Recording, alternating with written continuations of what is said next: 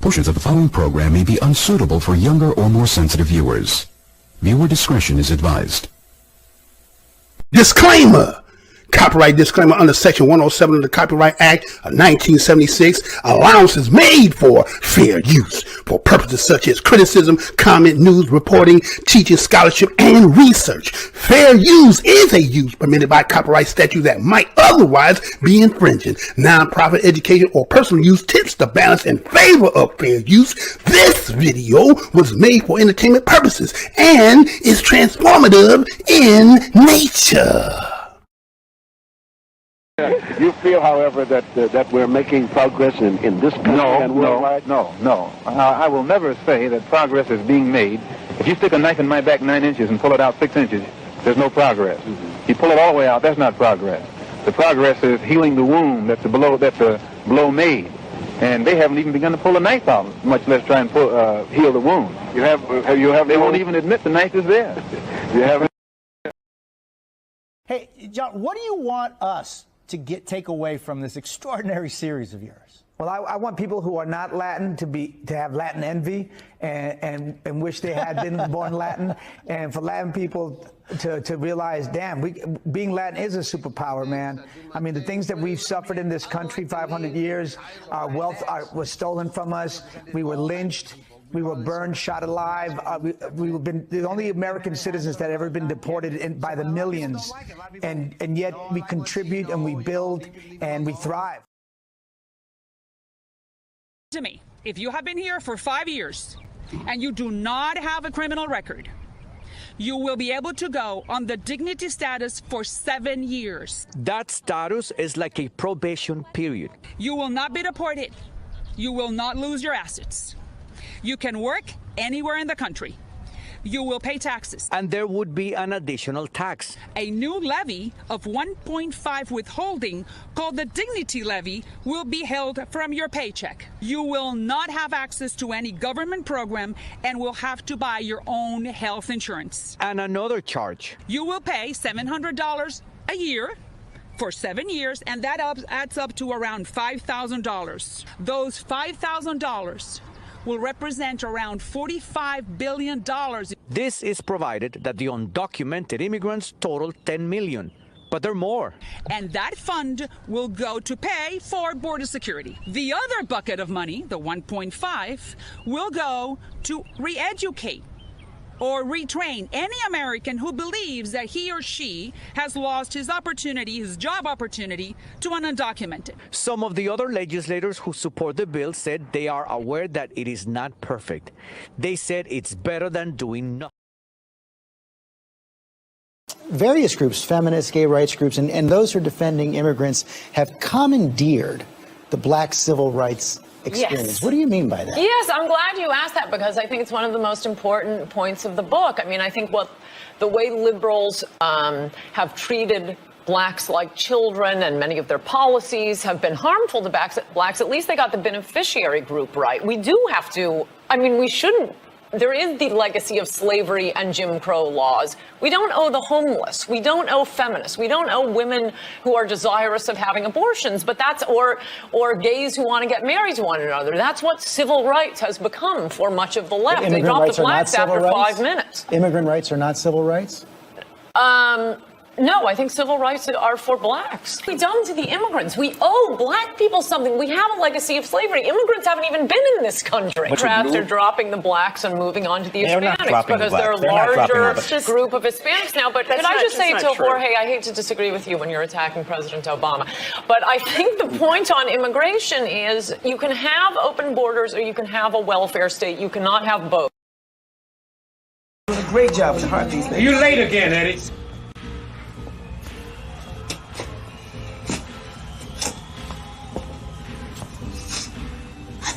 Trying to do. You ain't gonna do it. See, Big Red done pulled my coattail to you a long, long time ago. That's bullshit, Eddie. You're talking crazy. Crazy like a mother fox. And you, I can see through your jive ass like glass, nigga. Eddie, you got it all wrong, man. Stealing my moves.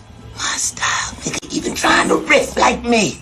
Hey man, why don't you get your boy out of here and detox him? You on my spot, Flash?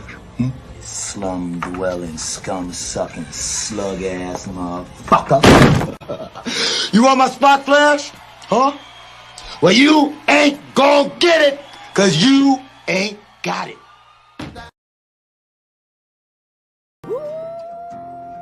These kind of boys seems innocent, Boogie. Got everybody on the post thinking he's a strong black buck. White boys envy his strength, his speed, power in his swing. Then this colored champion lets those same white boys call him Shine or Sambo. Whoa, Lord. And he just smiles. Dream about the time when I was a little boy. Can't talk. The night would get blue. Can barely read or write his own name. And don't care. He'll tell you they like him. Or that colored folks ain't supposed to have but so much sense.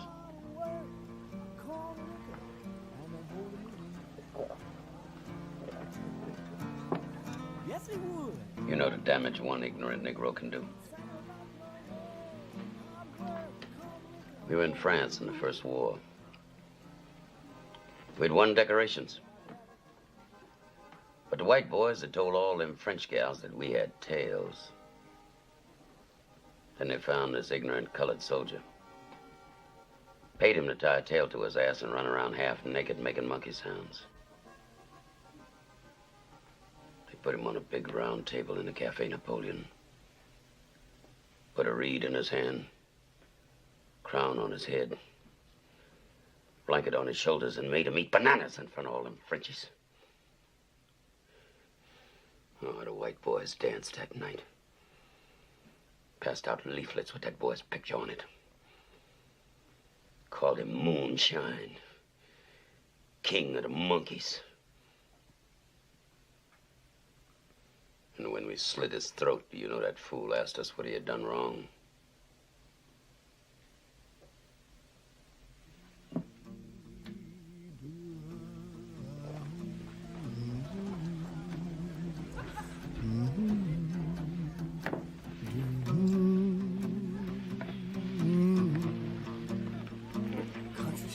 My daddy told me we got to turn our backs on his kind, Wilkie.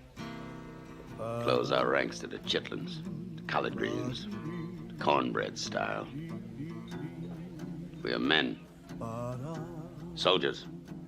And I don't intend for our race to be cheated out of its place of honor and respect in this war because of fools like CJ. You watch everything he does. Everything.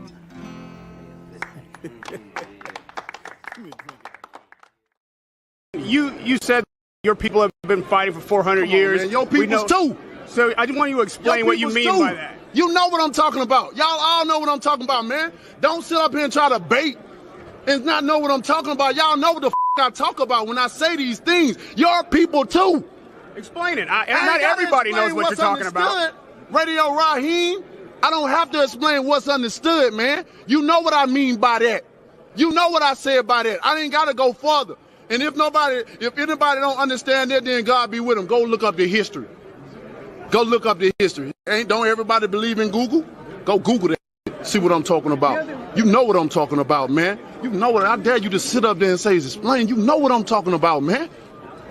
His fighting people. You know we've been fighting 400 and still fighting to this day. To this day. To this day. You just sit here, you don't know. And since the American white man has used his control over the press to rewrite history or retell history, and since the white man can't dispute this truth, it's not hate to say that we were kidnapped and brought here, it's truth. It's not hate to say that we were Jim Crow, discriminated and segregated, it's truth. It's not hate to say that the Supreme Court, which is the highest court in this country, came up with a hypocritical desegregation decision 9 years ago, which they haven't enforced yet. That's not hate, that's truth.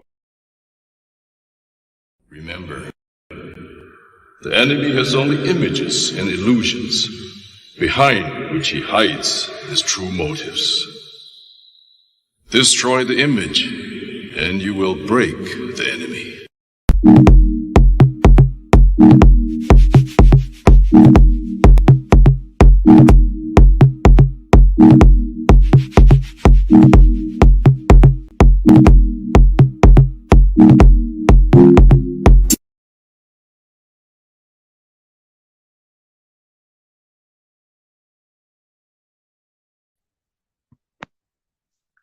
Welcome, welcome, welcome to the most hated show in the black corner of YouTube. I am your host, the whiteologist, Mr. Blows Your Minds, and this is WeUpReport. First and foremost, I want to say what's good to all the fam in the house. Aboriginals, what's good to you, brother? Thank you for giving that out. To everybody else, welcome to come to. This is the most hated show in the black corner of YouTube. Been in the business for 12 years. You never heard of me because why? I'm the most suppressed show you'll find anywhere on YouTube. Can't get past 100 views. Go look at all mine for the last 4-5 years. How is it possible somebody who come on at least once a week can't get past 100? So what is it this brother over here talking about? Well, you came over here, you're going to find out what we do over here. So again, go down the aisle, happen to see something to make you feel some kind of way. Remember, the motto of my show is the truth. Don't need no partner. Now, last week, well, I'm not going to say last week. Last show, I got interrupted, right? For those who came and seen that show, when we did, go ahead and put that up on the screen for me there. When you came to see the show, when they showed this, right? When we did Aboriginals By Another Name. I got into an aspect of the show, started to get to a part that I was going to break down, and all of a sudden, the show got interrupted. Now, again, remember, how can a show that can't get 100 views have somebody watching you to interrupt your show? You know, average people get at least 500,000 views. I can't get past 100. And you talking about, you don't know what I'm talking about. You may think I'm talking about some nonsense. Maybe I am. Maybe I'm talking about a lot of right? A lot of gibberish to those who don't understand it. Yes, it could be. But the man could be saying some things that could be something you should be up on. So, but anyway, in that particular show, we got to a part about the 2.5 hour mark. We cut it out. So again, we're going to start somewhat about that. But today's show, for all those who cut on the thumbnail, we are going to go in, as you said, some of the description told you, but today's show is going to be based on this one here, one that you did see on the thumbnail, right? The whole game is rigged. Let me say that one more again. The whole game is rigged, okay? So I'm going to clean up a little bit on that, you know, Aboriginals By Another Name, but I'm not going to touch that yet. But we is going to get in that. Hopefully they don't get interrupted tonight.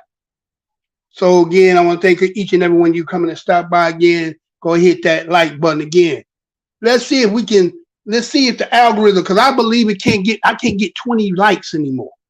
They got it 100, 120, 130, and then can't get no more than 20 likes. Every video, think about that. How could something, I mean, that's like saying get struck by lightning every week. How is that possible if it's not within the system that somebody set up? But anyway, we ain't going to talk about it. We're going to get about it, right? So anyway, so the whole game is rigged is going to be based on the fact that just like you seen that intro there, for those of you who've been watching this intro for some time now, isn't it becoming more prophetic than I told you? Did I not lay it out in that intro how it's going to go down? What it is. We've seen it manifest before our eyes. Many people in this corner ain't gonna touch it because they're trying to protect the bag that they're getting. They're trying to protect their channel because they think that they're gonna get it swiped. But if you out here and you call yourself some part of media, when we talk about those of us who are considered to be Black Americans, untouchables, indigenous, GG, Moors, all the brother term that I will say with this Black Americans. I know some people be offended by saying black, but we know that we all at different levels when it comes to our understanding of the game about this and what's really truly happening right before our eyes. And again, as Aboriginal by another name, who is them Aboriginal people that started to now bring forth the truth about the people who everybody has subscribed to and looked upon and said that those people called as the Native Americans were the indigenous people. But as now that the truth is unraveling itself, it's starting to take them and put them back in their homeland of Asia or Siberia, or some will also say, what's the other? There's another name that it might slip my mind for a minute, but some of you out here know what I'm talking about, right? So it's now taken away. So again, if every landmass in this world, because see, again, a lot of people subscribe to the African theory. We're not anti-African. We're not anti-immigrant. But for that which this house is built on, what they call the United States, and we from the southeastern part of what we call down south and have the lineage and historical ties to it, it's more prevalent about us than anything else, but ain't nobody really want to say it. But I'm here to tell you that with that being said, if every landmass, unless you subscribe to the Bible, and I'm not telling you to believe in the Bible, I'm just telling you that if you subscribe to a story of the original man and woman that populated the whole world, so it must have had an origin, if that's your belief. But if you look at it from a, let's say, a creator, if you can imagine, if we could, any of us could ever imagine what it would be to be the creator. If you created something, do I need to make a start only here to make everything else wishing? When I got, okay, the way the globe shows us, it says Asia over here, Africa here, South America's here, and then you got the Canada part over there. So if I'm the creator and this is my canvas, I know some people talk about Pangea, but let's just say, again, we don't know whether that's to be true or not. We know what we've been told. So let's just say that the way that everything is located right now. So if that be the case, then can there be creation started here, creation started there, and there, right? So then that means that's everywhere. And then and the thing that gave the signature to whatever the creator is, all will have that signature mark that shows from the origin or the author who created it. So a lot of us subscribe to the fact that we say melanin. So how is it that every place that you can go, they'll give the Aboriginals in Australia as indigenous people and never equate them with Africa? They'll talk about the Polynesian people and never equate them with Africa. You go to any place that now, once you start coming across this Atlantic and you come over here, they got a story. They got a story that tells you that, you know what, that the only way that the people of melanin came over here, we as white folks had to bring you on boats. And many of you subscribe to that. A lot of you believe in that. And so I say, okay, if you do subscribe to that. So now, as they tell you, we become more indoctrinated and put in this system, institutionalized by it. And it teaches us that a people came from a barren strait that came here and been residing here for thousands and thousands and thousands, 20,000 at that, 20,000 years of existing in the land. And think about that, 20,000 in a year, or 20,000 years on a place. And when they come here, you living in teepees. Think about that. You've been here 20,000 years. And when the white man come over here, he finds you in teepees. Right? So is that true? So that means that you cannot be, but then when we look at places in the Americas, we're finding all kinds of artifacts of structures and buildings and pyramids, right? Of things that do not seem to correlate with the people that said they know the origin came from somewhere else. So the question becomes, who is the Aboriginals of these lands? The story they tell you, they killed them all off. They told you that the liquid blanket 19 of that time wiped them out because it was something new to them, to their bodies that they couldn't, deal with. But we today, living right now, breathing, listening to me right now, did you not go through liquid blanket 19? Did we all not go through liquid blanket 19? Are you a survivor? It was global as what we were told. So if you're a survivor, so what about of those times? Who were the survivors? Did they all go? Did they all perish? Or is that just a story? So who becomes the Aboriginals in this land? If they tell that the people, Aboriginals, came and go across the Polynesians and go into Tahiti and up into Hawaii, well, Hawaii was in the 50, on the Spears are calling the 50 states of the United States. Could they get over here? Is it possible? They said the people when they first came, when you look at the terms, we're going to go in, be patient for those, y'all. We want to, because I got to get rid of that first, right? But if they saying what they finding is subscribing to what Webster Dictionary said that the Americans that they found were copper color people, then that means there had to be a people of melanin that had to be on this landmass. And if melanin people had to be on this landmass, then that means that maybe those people still residing to this day, but they call by another name. See, that might be too hard for too many people because why? You believe in everything of indoctrination. You haven't got to the point of maturity to realize that somebody running game on you. Been having you look left when you need to be looking right. And when you need to look right, they doing left. They always got you said, as we say, keep your head on a swivel. So now a truth has come. A time has caught up with the past that's evened the game up. It's called what they say information now. And there's people who have the inquisitive thirst to research, to find things so that they can say, you know what? I'm in quest of trying to find out what the truth is. What's good, Mr. Spencer? 620 in the house. What's good, sir? Always glad to see you stop by once again. Mr. Blow Your Mind to 0620. Mr. Spencer, what's good, my brother? A very contributor to this show. As always, we're thankful. Now, so with that being said, I'm saying, look, the Aboriginals, as I'm going to lay out in some of the things, but we're going to get into again about the game is rigged. It's right in our face, y'all. It's so in our face that it's like break the glass case of emergency. You know, when they break that glass, you break it so you can push the button or break the glass so you can take the axe out or get the hose out because there's a problem, there's trouble, there needs some assistance. So what is all this about? Well, let me show you some stuff here as we go on, because we're going to come back to that Aboriginal by name, because I know some of y'all came over here. You probably was like, okay, what are you talking about over here? We're going to show you, because again, we is the most hated show in the black corner of YouTube. Everybody talk about them being shadow banned, all that. I've been in the game since 2012. After making a video on April 1st of 2014, talking about the extinction of the white race, because it come on 10 years next year, for 10 years.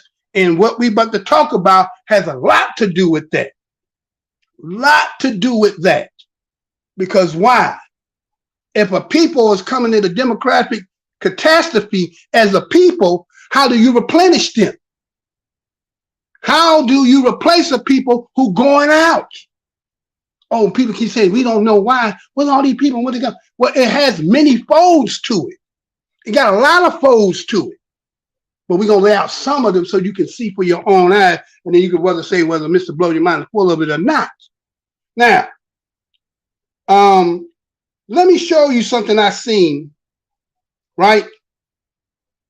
Let me take you to this chat here first.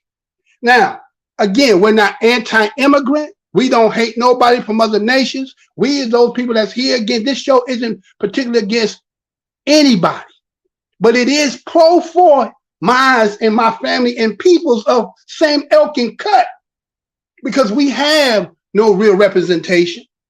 We don't have nobody who really is suited and booted that's in the system that is going to go all out. Because again, as I'm going to show you as Aboriginals by Another Name, the reason why that those of us who get frustrated and say, well, we can't get nothing, and nothing is for us, and they're doing things right in our face because you still haven't come to the realization. And this is where they interrupted me last show, about what, 4 days ago.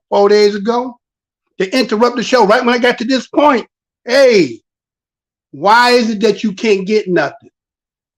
What is it about you per se that other people are allowed to come in this jurisdiction and get, and somehow it's a benign neglect policy about you? Well, check this out. Now, let's look at this. You got an individual here who is trying to run for president. And he got a funny background. But we're not going to get to that yet. But he got a funny background. He's trying to run for president, and he said some things. And I want you to hear this real quick, and we'll be right back. Check this out. Single day voting on election day. We will make election day a holiday in the United States of America, so there's no complaints about it. Cancel Juneteenth or one of the other useless ones we made up. Okay? We can't have like everything be a holiday, but we'll cancel one of the other ones and make election day a holiday. Paper ballots and government-issued voter ID that matches the voter file. That is what we will do. Going back to your election security plan, you said you wanted to have a holiday. You said maybe cancel Juneteenth or one of the other useless holidays. Do you think Juneteenth is a useless holiday? I basically do. Yeah. Do you think Memorial Day, Veterans Day are useless holidays? I don't, because I stand with the presumption of time-tested traditions. Like I said, religion is, I call these things cults. I won't dignify them as religions because religions have withstood the test of time.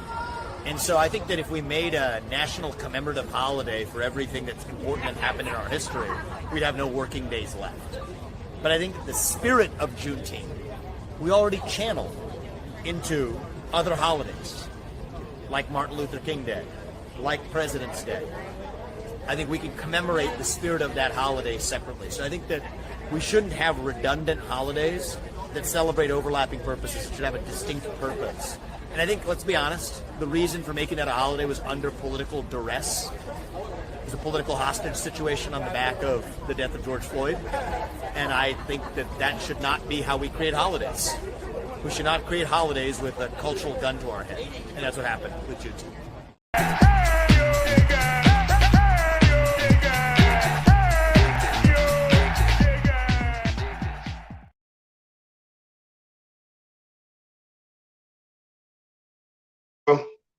Hold on, that's the wrong one. No, don't do that one. Not that one. Not that one. No, you jumping ahead now. All right, now here is Vivek Ramaswamy, right? Vivek Ramaswamy calling himself he's going to run for president. You heard what came out of his mouth, right? Now again, I'm not one to sit here and tell you whether or not each of us have our own understanding and view when it comes to, let's say, Juneteenth, right? So, but by it being given and said a national holiday, he's getting in front of folks saying that, well, I can understand you talking about paper ballots. I can understand that you're sitting there saying that they need to set aside as a national day for voting. But why then, when they said instead of, if you're going to have one, why did you go right directly to the black one? You understand? He went right directly to black one and said, you know what? Why don't we get rid of Juneteenth? Wait. You know there are 11 annual U.S. federal holidays, right? There are 11, right? And there is no actually national holiday, right? There's no national holiday, but there are 11 federal holidays, okay? So you got New Year's Day, you got MLK Day, you got George Washington Day, or I guess some might say even say President's Day. You got Memorial Day, you got Juneteenth, you got Independence Day, you got Labor Day, you got Columbus Day, you got Veterans Day, you got Thanksgiving Day, and you got Christmas Day. Now, why, of all the things you could grab, why did you go to Juneteenth?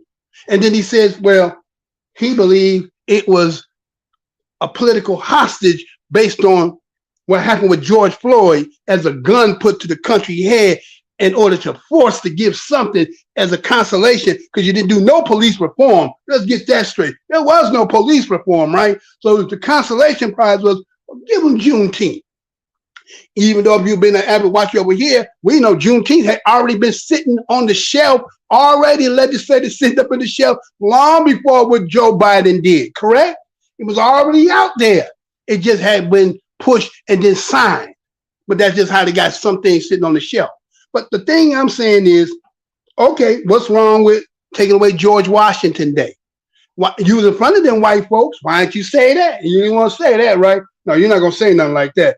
Memorial Day. I dare you say that. Well, why don't you? Okay, Veterans Day and Memorial Day. You could combine them two. They all got in the same spirit, as he say. No, you ain't gonna touch that, right? Independence Day. Is that everybody Independence Day, or is that for particular people? Because I thought in the law it says there's no such thing as no one's above the law. So when we say Independence Day, isn't that really kind of like only for certain people and not all people? Even though many people go out here unconsciously, out here fireworks and barbecue. I know we get a day off. We get that. You know, you take the day off with a pay. We get that. But we're just talking about the spirit of it and what it's really about. You ain't never had no independence. You can tell yourself that all you want. Just like Juneteenth is supposed to be. Is that for all of us or is that for those in Texas? You get what I'm saying? So Labor Day, right? Columbus Day. Well, now wait a minute. We still don't even understand why you celebrate Columbus Day. What does Columbus got to do with here? Did anybody read the histories of Columbus and know that Columbus never even stepped foot nowhere on this continent, if you want to call it that? Well, North America, we're going to talk into what we call the 13 colonies of the United States Corporation, right? It didn't touch here, but we studying that because I think it was a consolation to what happened in Louisiana where the Italians got into it with our peoples, and to come down on them, they gave them this as to make them more part of they gave them that. Columbus Day came from that. So why don't you touch that? Thanksgiving Day, well, we know that there's really no documentation. There's just something being said about some sit down and we smoked the pipe together. And next thing you know, up gapping us. And next thing you know, somebody being taken. But they got none of the treaties. It was done on April 1st. You know what I'm saying? Christmas Day, right? So there's some other things you could have chose as to, but why did you have to say that? See, just that little anti-black that be coming out of people that they think we don't be seeing. And there's not a lot of us who are willing to openly say these things. You scared and mums and all that other stuff. But what I'm just trying to tell you is it's always got the anti-black slant in it. But they try to tell you they're not that way. And yet he goes on all these things. But I'm going to show you something about him. What he said earlier this week. He said some things. And I want you to show you how this game is rigged right before your eyes that you may not have known. Now, teach his own about that, but that's what it is. Now, he sat down and had a conversation with a woman, and they were sitting here talking about immigration. Now, I want you to hear this. Listen to this. As a matter of fact, for those of you in here, if you want to, let's see, you hit that, put that up there for me, sir. Appreciate that, right? We also have another channel that if you want to help this channel, help me to get something, been in the business 12 years doing this for as long as I've been doing it, go over to WeUpReport and subscribe over there. Help me to get that 1,000 in there. It's about time for them to give me some. I need to do something legal about what I've been suppressed, but that's all right, because it's not about how many, it's about the quality of what you do. But you could do this at least while you're here, right? You can do that much, right? So let me show you this other conversation that he said right here. Listen to this, and we'll be right back. And we're going to get into this, y'all. Check this out. Be right back. Yes. You said you want to deport the children of illegal immigrants. I said the entire family unit. You said you want to deport the entire family unit of undocumented immigrants. Yes. Entire family unit. So let's just be clear about what you mean by that. So someone was born to undocumented immigrants today. Let's say you're president today. You've implemented this policy. They're adults. They work. They pay taxes in the U.S. they vote in the U.S., maybe they voted for you. They shouldn't be voting. Right now, Yeah. under current, under law as it is right now, they vote, you become president. The 25-year-old, 30-year-old that was born to undocumented immigrants, their parents and they themselves are deported to say they're from Venezuela. They all go back to Venezuela. So I want to give you my full perspective on this issue because I will acknowledge this is a difficult question. And what makes this a difficult question is that many people who are in this country illegally are still good people who came here for a better life for their family, in part because of a U.S. president, that's President Biden right now, that gave a tacit and implicit signal that it was okay for them to come. And I think that that's in many ways not their fault per se. It is the fault of an administration that gave them a wink and a nod and said it was okay to come over, that we have laws, but you don't have to follow them. Right, but there are and many so that's that what makes came me empathetic. under the Trump administration as well, and Many under more Obama and others. There are people who have been living undocumented in this country for a long time. That's right. Who have had children, who have grandchildren. And so I'm using Biden as an example now, Sure. but you're right. There have been periods in our history in the last 20 years where we've had ambiguous policy. I want to, however, leave the United States thinking about, similar to the national debt question, on the timescales of history, not on the timescales of tomorrow. And I think the only way we're going to be able to stand as a nation really committed to the rule of law is to behave in a manner that actually means it.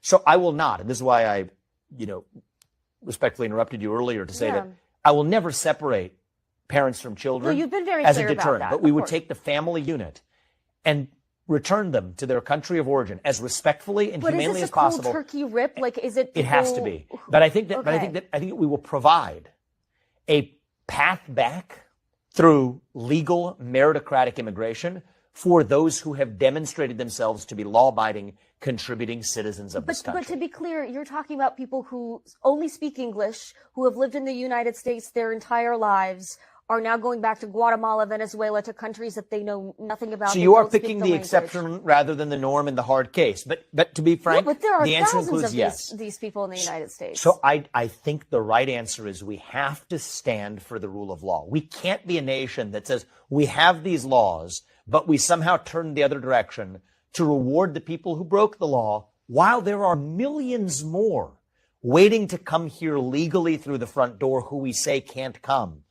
We can't abide that hypocrisy. And I don't think we can look our kids in the eye and tell them that you have to follow the law if the way our government people who itself right now refuses are itself to considered follow the American law. citizens are no longer under So Ramaswamy I want to be very administration. clear about this. I think that birthright citizenship does not and should not apply to the kids of parents who entered this country illegally. And I'll give you an example to make that very clear.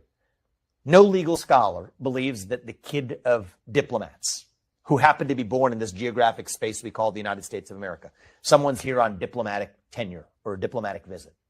Nobody in legal academia, in the courts or otherwise, believes that that kid enjoys birthright citizenship. No, I understand. And so if someone's here illegally, having broken the law and is not subject to the laws and jurisdiction in the same way, then I think that it is a tenable position for us to take to say that that is also not a birthright citizen guaranteed by the 14th.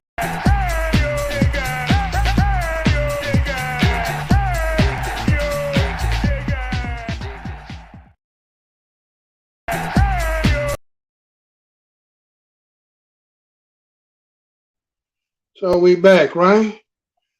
All right, so that was Ramaswamy sitting there having a conversation there. And he's talking about, he says he wants to, if he becomes president, okay, he wants to deport entire family units back to country who are undocumented. Let me say that one more again.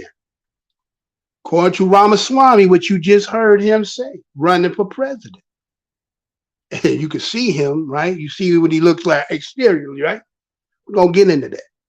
But he wants to deport entire family units back to country, to the origin of their country, who are undocumented. He's talking about the children and the parents who are all undocumented, right?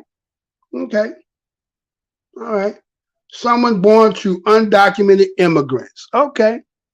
Now, there is a frustration that's happening in this country because they see what they call migrants, that we said immigrants, undocumented, right? There's many names and terms that a lot of us have used.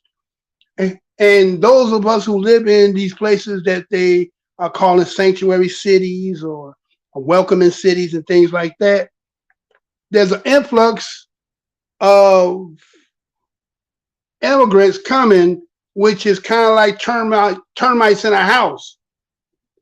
Eventually you don't see them and they eating, and the next thing you know, you're gonna find out your house getting ate up. And so the resources are starting to wear thin. At least these are the reports that they're saying, right? We don't really know. We don't see the treasury, right? But again, the old saying is, if this one gets cold, and we caught pneumonia. Well, what happens when you get moved from the position of he catching cold, you catching pneumonia, to they got somebody to replace you and put that one in front of you, and then you bond to them. So that means you only can get death. Do I need to say that again? The old saying used to be, when white folks catch cold, black folks caught pneumonia. Now is if white folks catch cold and then they don't replace you from that position and put somebody else in there, they're going to get the pneumonia, and that means you can only catch death. So here's a person who's claiming to sound like he got a remedy for some of this. As he say, he wants to have those, again, even though they pay taxes, they work here, they even vote already. Do you know a lot of y'all don't even know that? Do you know that a lot of them are already voting, can vote? Matter of fact, vote in the local elections, because every state has its own laws. Did y'all know that? A lot of them got their own laws. And I'm going to tell you about some of this, about each state, how they have it. So we have to ask ourselves, this migration or this immigration thing, it's got a lot of folds on it. It ain't just what you see and appearing in some of the conversation that some of our brothers and sisters is having on some of these platforms. They see it from that way. Yes, there's a concern for our babies and grandbabies and so forth, because the future don't look like they got one, because it looked like something is being handed over. Well, let me take you back a little bit. Again, for some of you might be new over here, but we done covered some of this, and I'm gonna take you back a little bit. You remember this? Do anybody remember this? Right? Do you remember this? Biden praised constant, unrelenting streams of immigration into the United States. Let me say that one more again. Biden praised constant, unrelenting streams of immigration into the United States. Do anybody remember that? Well, let me show you what it said in there, because this is what was said up in there, right? Yeah, take that down for me there, sir. Yeah, I don't know why the thing keep blinking. Yeah, take that down for me there, right? So this is the transcript of that, because they were trying to say at one time that it was false. But this here is the transcript that is verbatim what they had, not what I put. This is what they had, right? So it says, looking at me, because the backdrop is Biden was on a plane, ended up having a conversation with a ex-president of China, he says. And they were having a conversation. So he's looking at me like, what's the talking about? He said, they're looking for the secret that allows America to be constantly able to remake itself like any other country in the world. I said, I can presume to tell you that it's in that black box, Mr. President. I'm old enough now. I said, okay, one is that there. Now let me get the other part today. Hold on. We got some technical difficulties over here, but we're gonna try to ignore that because we know what may happen. Right? So he says, the second thing, there's a second thing in that black box, an unrelenting stream of immigration, nonstop. Folks like me who are Caucasian of European descent, for the first time in 2007, will be what? An absolute minority in the United States of America. Absolute minority. Fewer than 50% of the people in America from then and on will be white European stock. That's not a bad thing. That's a source of our strength. Now that was Joe Biden in 2014-15. He wasn't even the president. He was the vice president. So that telling me that he knew what was coming, right? He already knew. This is, sometimes they say, some people say, oh, they say conspiracy. And then they say, oh, you trying to, you think that you can foretell and see. Well, some of us have that ability and some don't. But when he got elected, do y'all remember that there was a secret recording that fell out that he told those blacks? Because remember how they was pressuring a lot of those who vote and get your booties to the poll and all that, and then you let Trump in, the boogeyman, the whole world gonna collapse. You remember after he won? You remember him saying this? Remember this? Listen to this. 2040, this country is going to be minority white European. Hear me? Minority white European. And you guys are going to have to start working more with Hispanics, who make up a larger portion of the population than y'all do. Let's get something straight. You shouldn't be disappointed. What I've done so far is more than anybody else has done this far. Okay? Number one. Number two, I mean what I say when I say it. In 2040, this country is going to be minority white European. Hear me? Minority white European. And you guys are going to have to start working more with Hispanics, who make up a larger portion of the population than y'all do. Let's get something straight. You shouldn't be disappointed. What I've done so far is more than anybody else has done this far. Okay? Number one. Number two, I mean what I say when I say it. In 20. All right? Hold on. All right, so we back, right? So here's a stat that show you all the countries who are having people migrating, as they say, or immigrating into the country. Look at the numbers. You see the numbers? Let me give you a bigger. Let me give you a little bit bigger than that, huh? Let's do it this way, huh? Look at that. 50 million. 50 million. That's not my numbers, right? 50 million, right? Right? 50 million, they say. And that's for 2020. So that number could be actually higher than that when that report came out then, right? So again, the whole thing is based on what? Somebody already knew this was coming. This is nothing new, right? Remember just last show I tried to tell you about the fact that what? They had declared DACA illegal again. This is the third time. They got to go back to the Supreme Court again. So they're putting a halt on it, right? Because they already done deemed it 3 times. But they keep finding legislations or make it to go through the process because as you heard in that conversation with Vivek and that young lady that's having that interview, you heard what he said, right? But did something just happen just recently the other day? I think it was the other day. They came out with where they talking about they're going to give the what? Didn't they say something about the temporary protective status? Ain't that what they just said? Didn't they just talk about that? Right? So somebody is extending the game so that they can get in. But see, what we got to look in is this got many folds and cuts to it. And one aspect, you heard what was said about why one part of it is coming, right? I don't have to keep elaborating on that. That is becoming because somebody needs some replenishing. Remember, and then this group is actually an older group, which a lot of them is coming to become part of the, let's say, 65 and older group. So you need somebody to replenish that because a lot of money has been, depleted. Well, they told certain generations, you ain't not even going, I think Gen X, they done told, I don't think you even going to get Social Security, even though you put in, but that's because of so many people were eating that didn't put nothing in. Like the termites, right?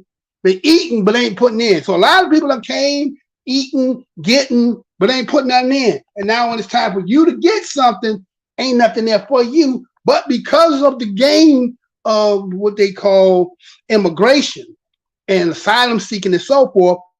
That's why when you hear some people sitting there talking about what New York and talking about Eric Adams and all that, well, that was already set up before Eric Adams got in there. Go back to 1989 with Ed Koch. Ed Koch is the one, Executive Order 124. Go look that up. Executive Order 124, where Ed Koch signed that into that sanctuary city. So where Eric, what was it? Eric, what's the name? I didn't say Eric Mays, did I? I hope I didn't say Eric Mays. but anyway, but that the mayor over there, he just came into a game. Matter of fact, some people say he played the game and now that he want to step away from it. But he never, remember when they passed the new legislation over there, he didn't sign it. You know what I'm saying? He didn't sign it because he knew. It's the same thing that I showed you here about Chicago when they try to put the face of Sanctuary City on Harold Washington, right? And then I showed you that it from 2006 is when they did it, because if those who know about Chicago and about the council wars with Harold Washington, there's no way that he could have got something passed. So he didn't do it, but he did do an executive order that was to mandate state and city employees that they didn't have to comply. And they try to use that as the opening door for saying sanctuary cities. But then it was Daley and them in 2006, and a situation that happened with, I think her name was Maria. What was Maria last time? I forgot her name. But anyway, she had an incident with the police. That's what sent Harold Washington to do what he did. Then Alderman came in, set up legislation. They passed it in 2006. And then when Rahm Emanuel came in 2012, that's when they set up the welcoming city. But they'll tell you Harold Washington is the face of it, but it's not true. So now here it is, and that's like New York and so on. But then you got DACA, which was Obama brought in, right? Obama's the one in 2012, and they said it was illegal the way he did it and set it up, right? And so now they reneging it, but they don't know what they're going to do with them, but they don't want to send them back, okay? So they're trying to play the process. And then we say, okay, now what all this got to do with us? Well, hold on. Because we got to deal with what he said now. Because he said he's willing to do this. Now again, look at who he is and look at what he's saying and be like, okay, damn. See, that's what we're talking about. Those of us, Black Americans, Italians, Indigenous, needy more. We looking at some people, not, again, this is not a blanket statement for everyone. Those who the shoe fit, let it wear. Those who come amongst us, and then when they get in a little position, they're ready to turn on you. We done had some people come in here and get in positions, and all of a sudden now we want to take away this from y'all and take this away from you and do this in order for this to be some kind of campaign slogan they can use to try to get them some brownie points. So listen to the dog whistle he's saying. He's willing to say, I will deport them back. But we're going to see. What about himself? Do he himself fall up under that? Do you know his background? Do you know who he is and what he's from and what his people from? Most of y'all don't, right? But check this out. I want you to hear this because, again, like he said, he's willing. Now check this out.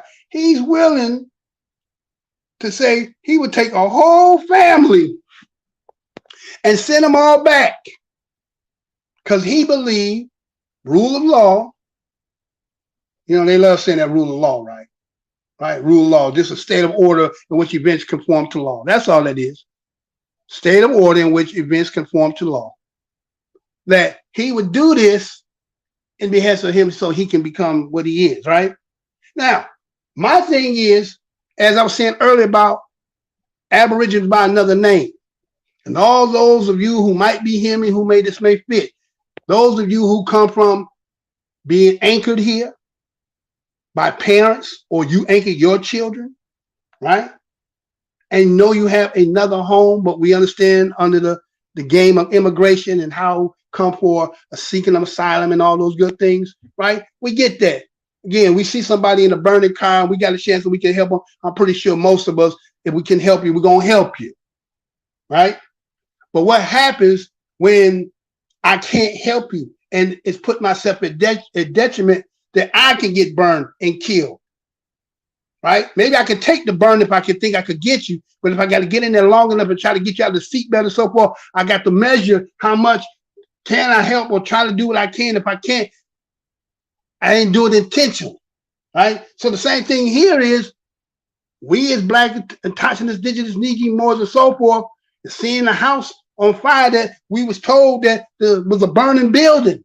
Well, the burning building has come to fruition. It's after almost 55 years ago from the burning building that somebody has foresaw. It's here now. And the benign neglect is so obvious that a lot of people can't even discern and say in their own words what it's really about. So here's somebody now who want to step up because, again, they don't have the replacements to have. Why you think you got Tales of the Crypt in there right now? You mean to tell me you ain't got nobody on the bench? Think about it like this. They don't got nobody on the bench they could bring in that's a young cat, come in, get in the game, and keep the game going. You got to keep all the Tales of the Crypt and the old. You got to get all them cats in there. That means you ain't got nobody on the bench. So now we got to look other places to do it. And see, because you let that crack in and let other people get in, that's why I said in a couple shows back, it's starting to feel like a different kind of place, isn't it now? It don't have that same flavor anymore, though. So here's people who knew they ran from where they are, and they think they're going to come here and make a better life when you couldn't even make a better life from where you was. So what makes you think that what you think ain't going to work unless you are just a puppet for somebody else? Do I need to say that again? Right?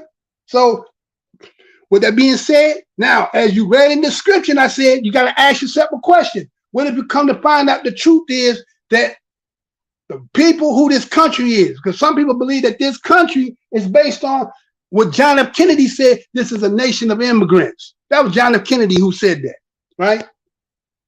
And as a nation of immigrants, as if like somebody wasn't here before all this game started. We're going to ignore that.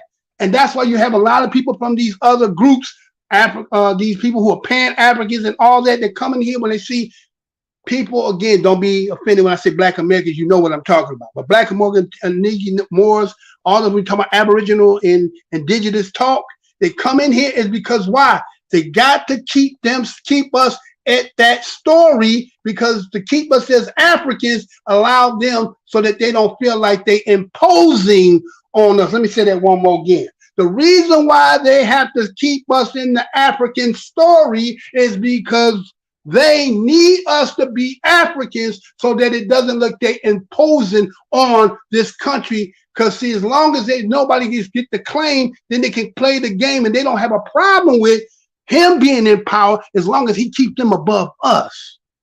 So now that we're coming to claim and put our flag on and say, no. So now they don't really have any claws to fight with us because they can't fight us, but there's some of them that are still trying to do it. So what I'm posing to those who fall under as immigrants, when you find out that this land belongs to the people who they call Black Americans, Indigenous, Negro, Moors, what happens now?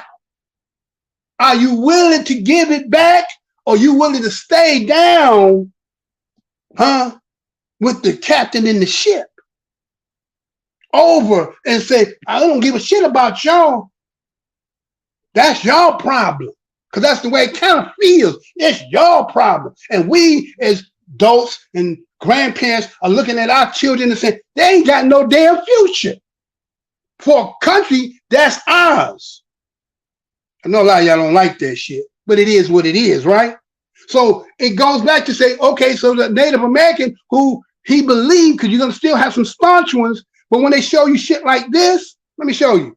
When they show you shit like this, okay, thousands of years before Europeans began crossing what they say the vast Atlantic by ships and settling in mass, the first immigrants arrived in North America from Asia.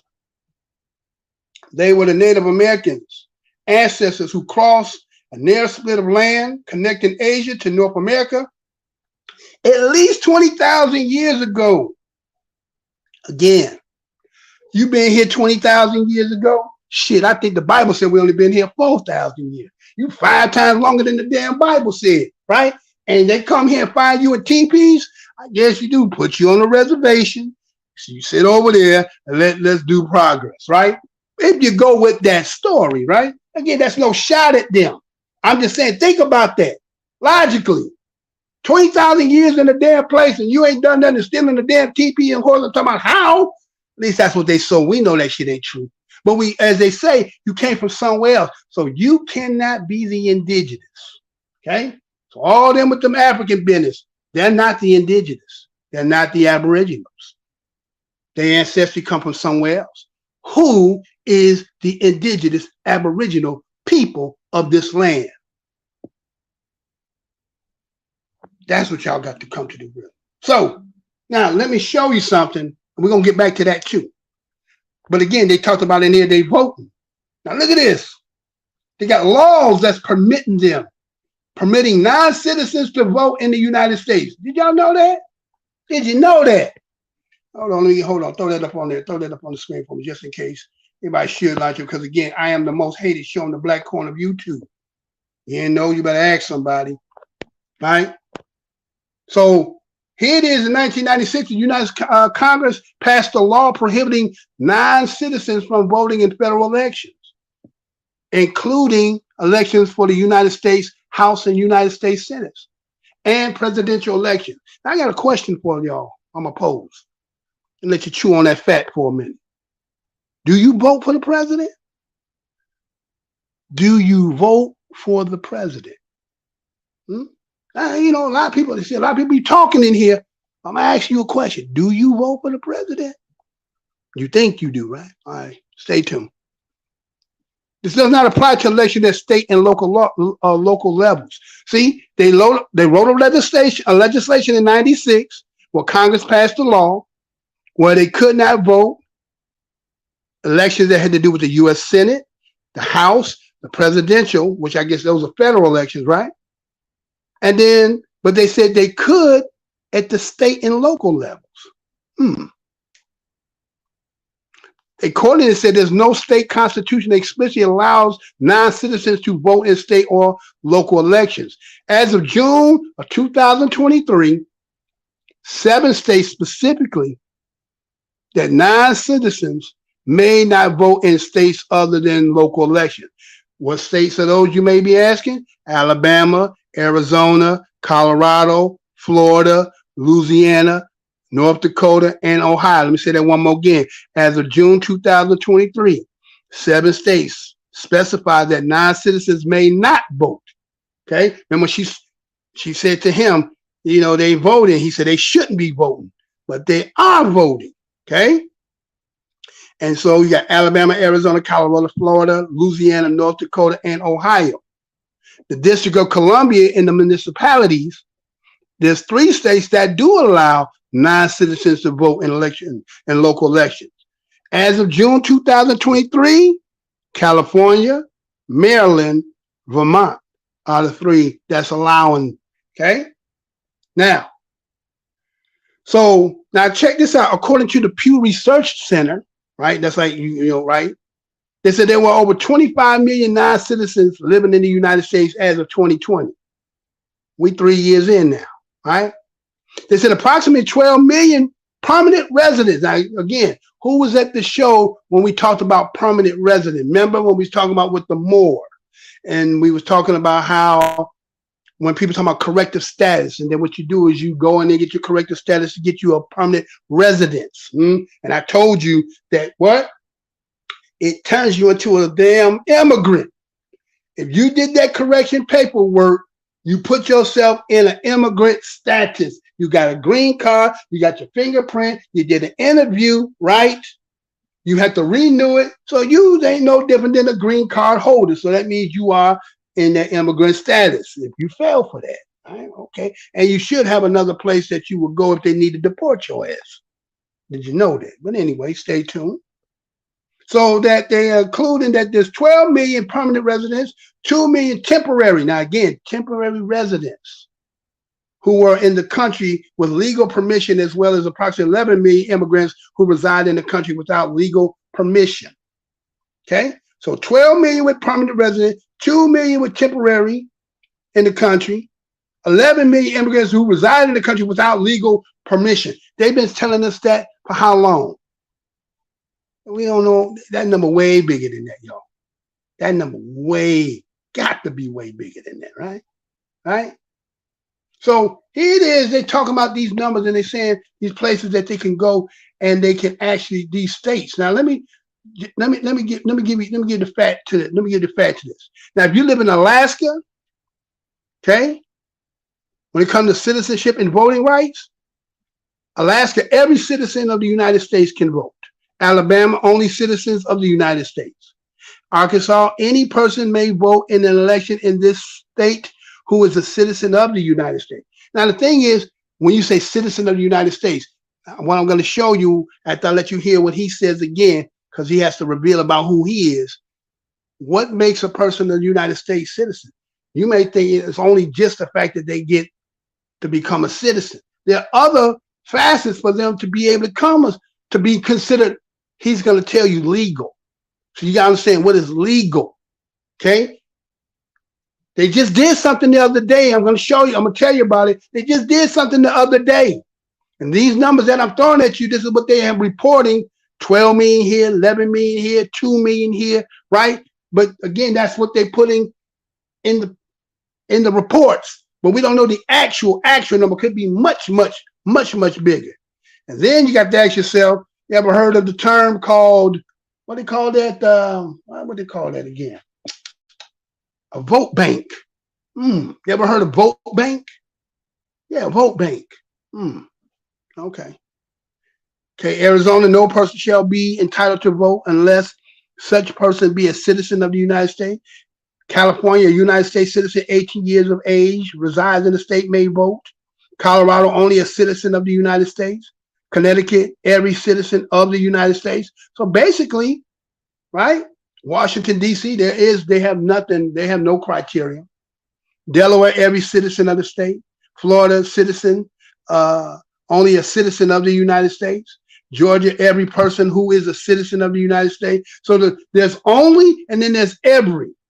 Only might be you either natural born or birthright, possibly, right? But I'm going to show you what this everyone is, just in case you didn't know. Hawaii, every citizen of the United States. Iowa, every citizen of the United States. Idaho, every citizen, every male or female citizen of the United States. Illinois, every United States citizen, okay? Indiana, a citizen of the United States. Kansas, every citizen of the United States. Kentucky, every citizen of the United States. Louisiana, every person who is both a citizen of the state and of the United States. Massachusetts, every citizen. Maryland, every citizen of the United States. Maine, every citizen of the United States. Michigan, every citizen of the United States. Minnesota, every person 18 years of age, more, right? All citizens of the United States. So basically, when you go and you do your research, you're going to find out that pretty much they can all vote. And how they're able to do it? Well, you say, well, they're undocumented. How are they able to do all that?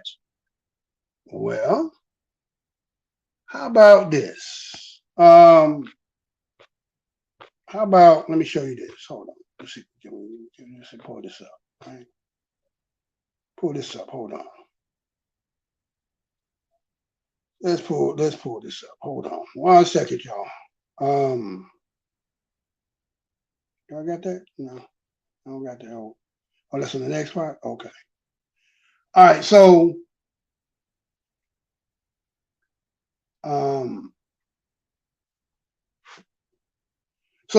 we're seeing that people who come here, something was given to them just recently the other day. Did y'all hear about what the temporary protected status? Did y'all hear about that?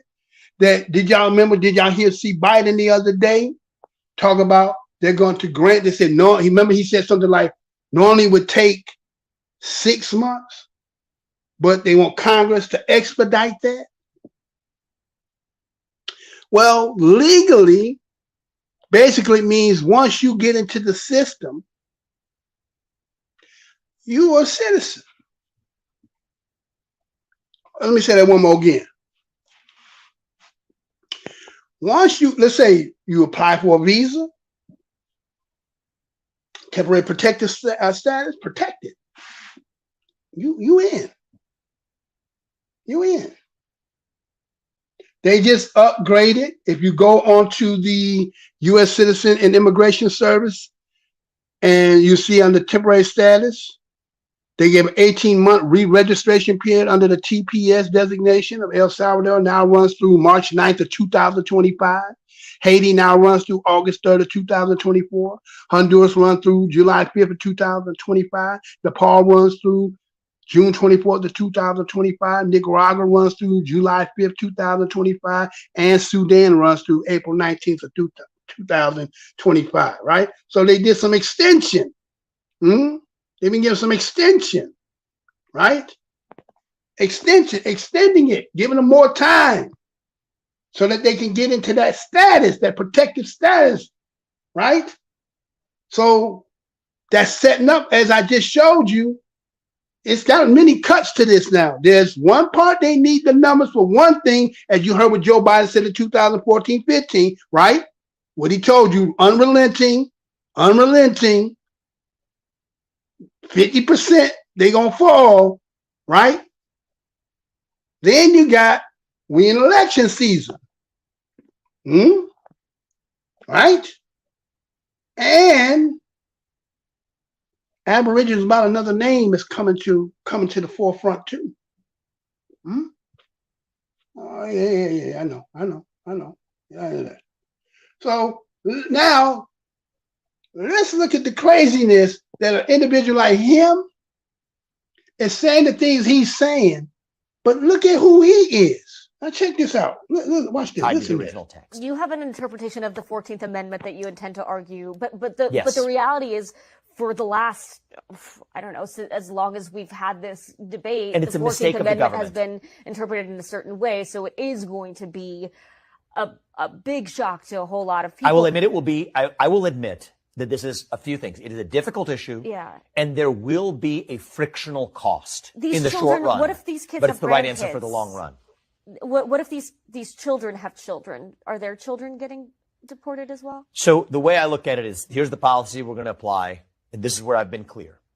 The kid of illegal immigrants and the families who came here undocumented have to be returned to their country of origin, but we will apply reasonable policies as part of a reformed legal immigration plan to be able to allow the best of them who are contributing to this country and who have otherwise demonstrated themselves to be law-abiding citizens to return through the legal process.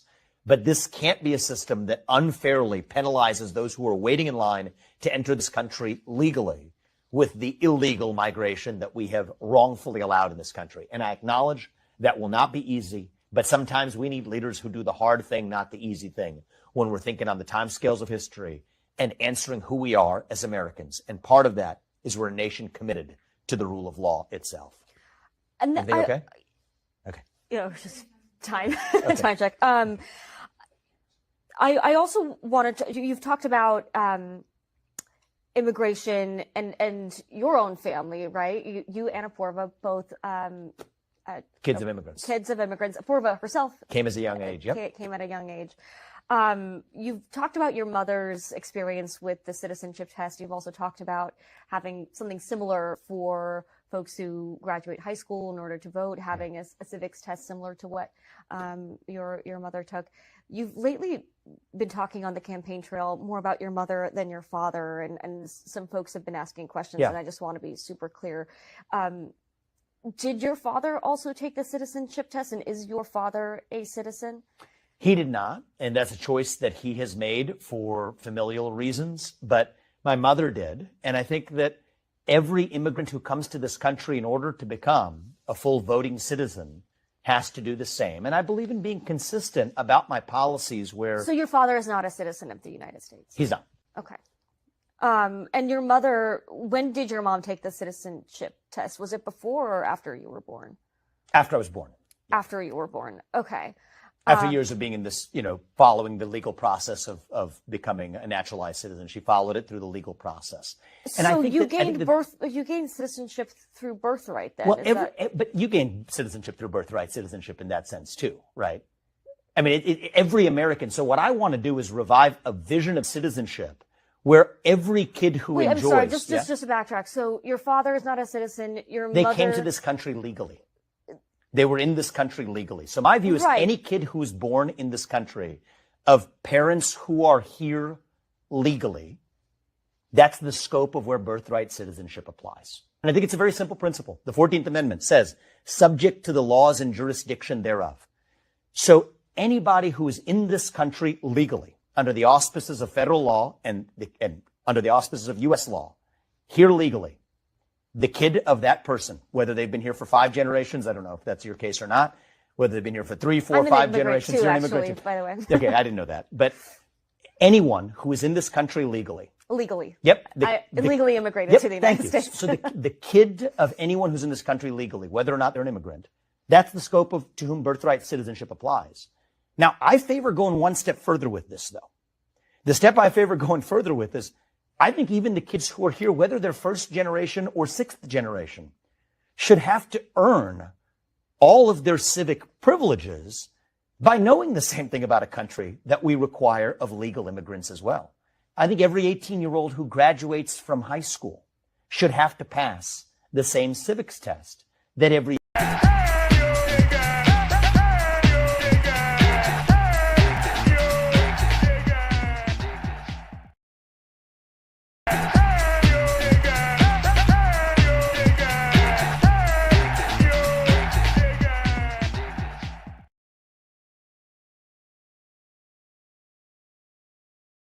back, right? All right, so you heard what Ramaswamy said, right? His own background is questionable, but yet he is taking a strong stance about deportating families, right? He said the whole unit. I don't separate the children. I take all of them, right? We're going to do a pathway back. But he says, oh, no. My parents were legal. Now, that's why I showed you about that permanent status, and then they have temporary status. Once they put that on you, now you're within the legal realms of in the process of becoming a citizen, right? So that's the legal part. But wait a minute. He says both his parents was immigrants, wasn't citizen, had taken no tests, and yet she asked him specifically, when did your mother? So your father said he ain't never gonna take it. He said he a die hard from where they come from. But the mother took the test. But after he was born, well, let me show you something. Let's look at this. Let's look at this. Okay. Take that out. All right, let's look at this, right? Okay. Ramaswamy was born August 9, 1985 in Cincinnati, Ohio. See, being born here, knowing that your parents from somewhere else, as you heard him say, diplomats don't even look at their children who come here and happen to have children here, that they will be considered citizens. That's what he said. You heard him say that, right? So you're saying through the technicality of processing to get yourself to become a citizen, and then you born here makes you a citizen. Don't we see what all these problems that in that? There's a lot of problems with that, right? But as you see there, he's of Indian Hindu immigrant parents, Tamil speaking Brahmins. I think it's in the same thing with Kamala Harris background. She got that Tamil, right, Brahmin background. Father graduated as a National Institute of Technology, Calicut, I think that is, right? Worked as an engineer, patent attorney, right? General. So did they come on work visas? Is that how they got in? Because he said they were legal. I'm still trying to figure out, okay, so if you come on, what is that, foreign exchange student back in the days, right? Foreign exchange student, H-1B, the V1 work visas and all that. So that'll make you legal in the game until you officially, right? So we just seen Biden just granted all of them in, that's in here, and giving them time so that they can now actually reapply, right? And they extended to 2025, as I read to you, right? But he came in and you see 85. I just happen to know that, you know, and let me show y'all something here. What happened in 80? I mean, was it? You know, remember earlier in that conversation when she told him, they went, well, Trump had did this, and they said, well, the Biden administration, and then it was before. Then you heard him say, well, yeah, about 20 years ago. No. See, he's 40, right? Is he 40? No, he's not quite 40 yet. He's about 37, 38. Okay. So let's go back to when you was here. What happened then when you came on the scene? Some of y'all probably don't know about that. The Immigration Reform and Control Act of 1986. That's Ronald Reagan and them.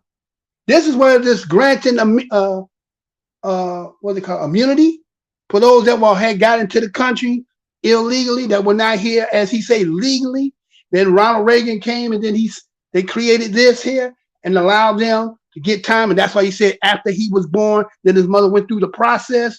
Remember, he's born in 85, so he's 86. So that's what's making him old. But technically, are you in the game? And the things that you're talking about, taking those and saying that they're undocumented and say, even if they had children, let's say DACA. Let's say DACA comes in 2012. Let's say the oldest one of DACA, let's say 17 is still a child, still considered like a child. Okay, so 17 in 2012 and a baby of 2012. So now we in 2023. So we're gonna add in what's 11 years from 17, they're about 28. So we got 28 to 11 of the DACA group. So that means those in that between maybe 18 to 20. What we say 17, 12, 28, right? So 17 to 28 possibly got children, right? They might got children. So that of that DACA group, right? They might got children. So there might be 2 generations of some of them. Get unbeknownst to, we don't know, right? Again, these are just, these are the numbers that they throwing out at us. They say 600,000, but I'm pretty sure it's way more than that. And then now you done came with, remember in the beginning of my intro, the Dignity Act that they did for those up in Florida, right?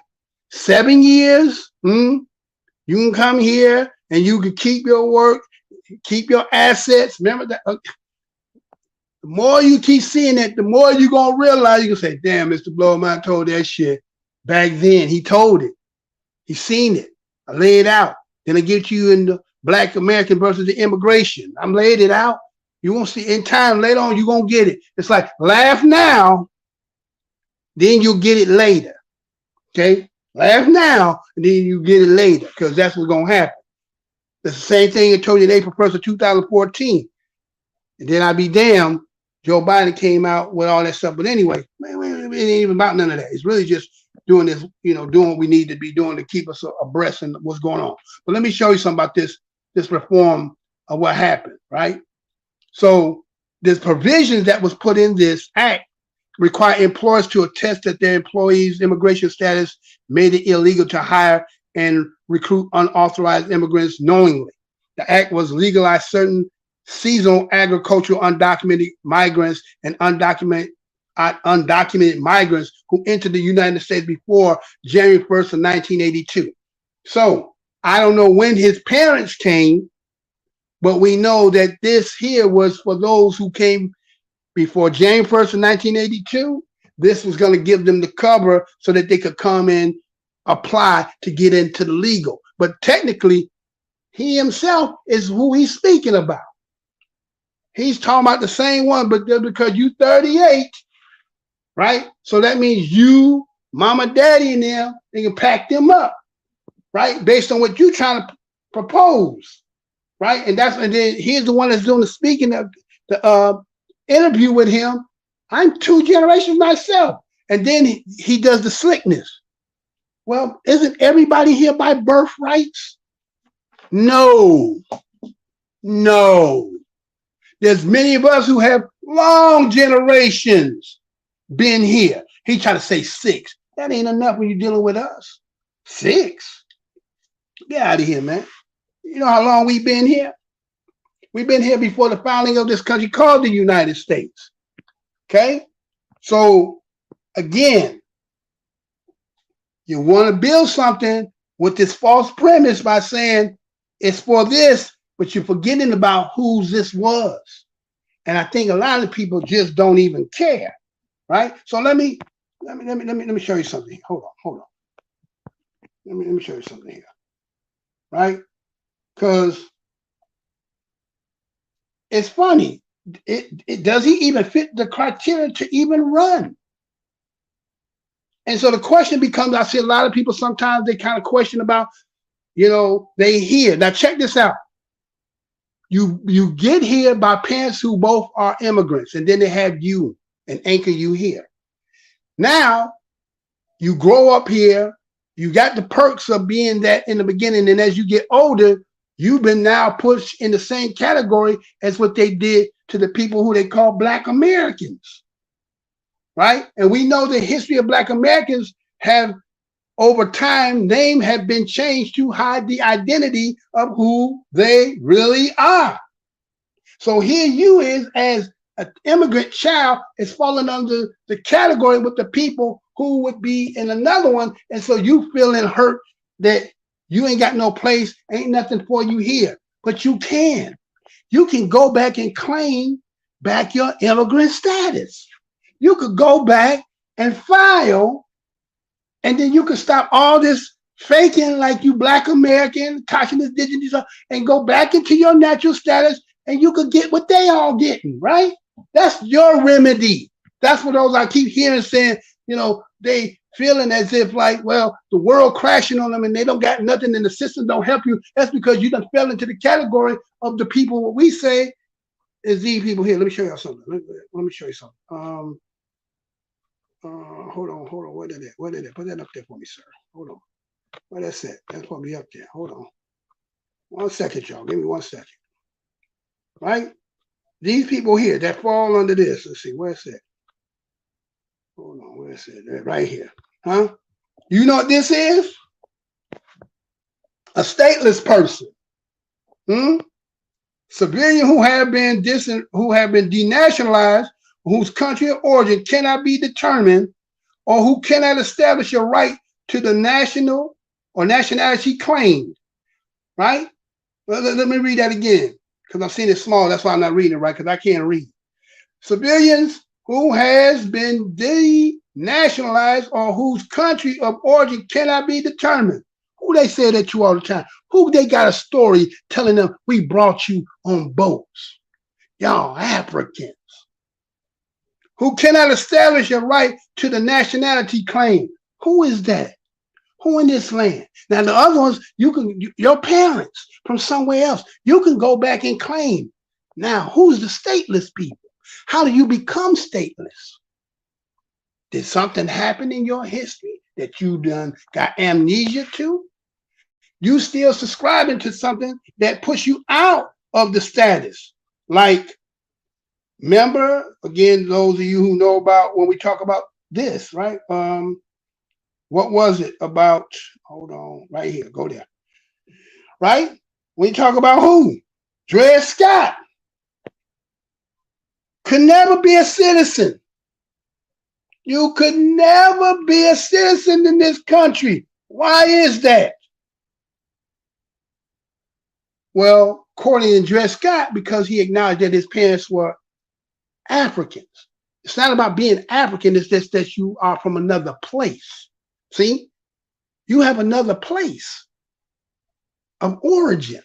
You're just either permanent resident, temporary resident, subject to be deported if you do not follow under the prescribed rules and regulations of the game.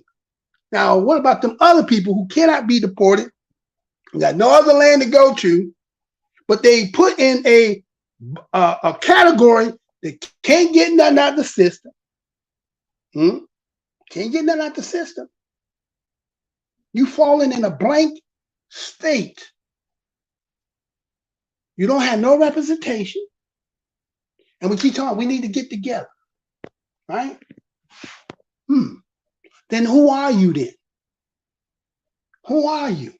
Oh, you take the test that science concoct and tell you that, which yet they don't have all your ancestry from here to take you back, because, you know, it's you, your 2 parents, your 4 grandparents, your 8 great-grandparents, your 16, your 32. How the hell they tell you back to some place? Look how many people got to go back in you to get back there. It ain't that.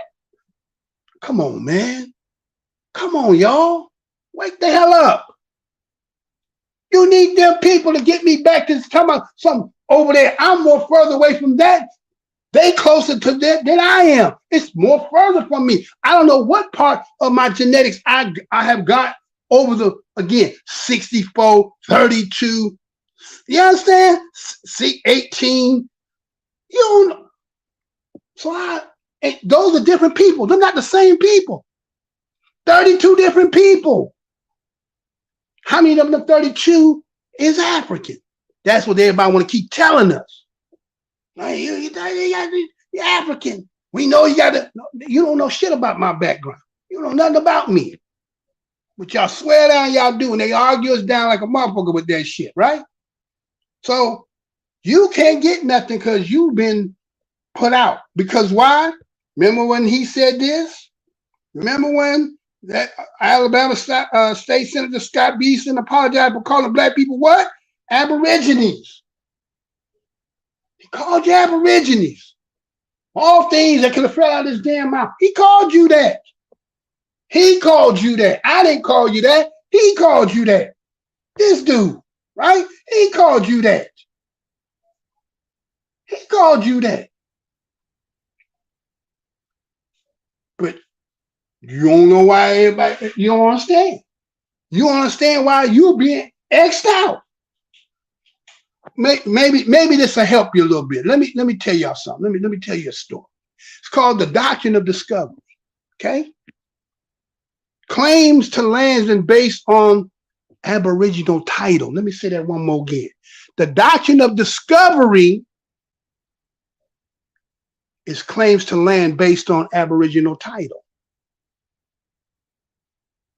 Aboriginal title is governed by Doctrine of Discovery. So the Doctrine of Discovery that they tell you about is what govern over Aboriginal title, which is, again, those who know about,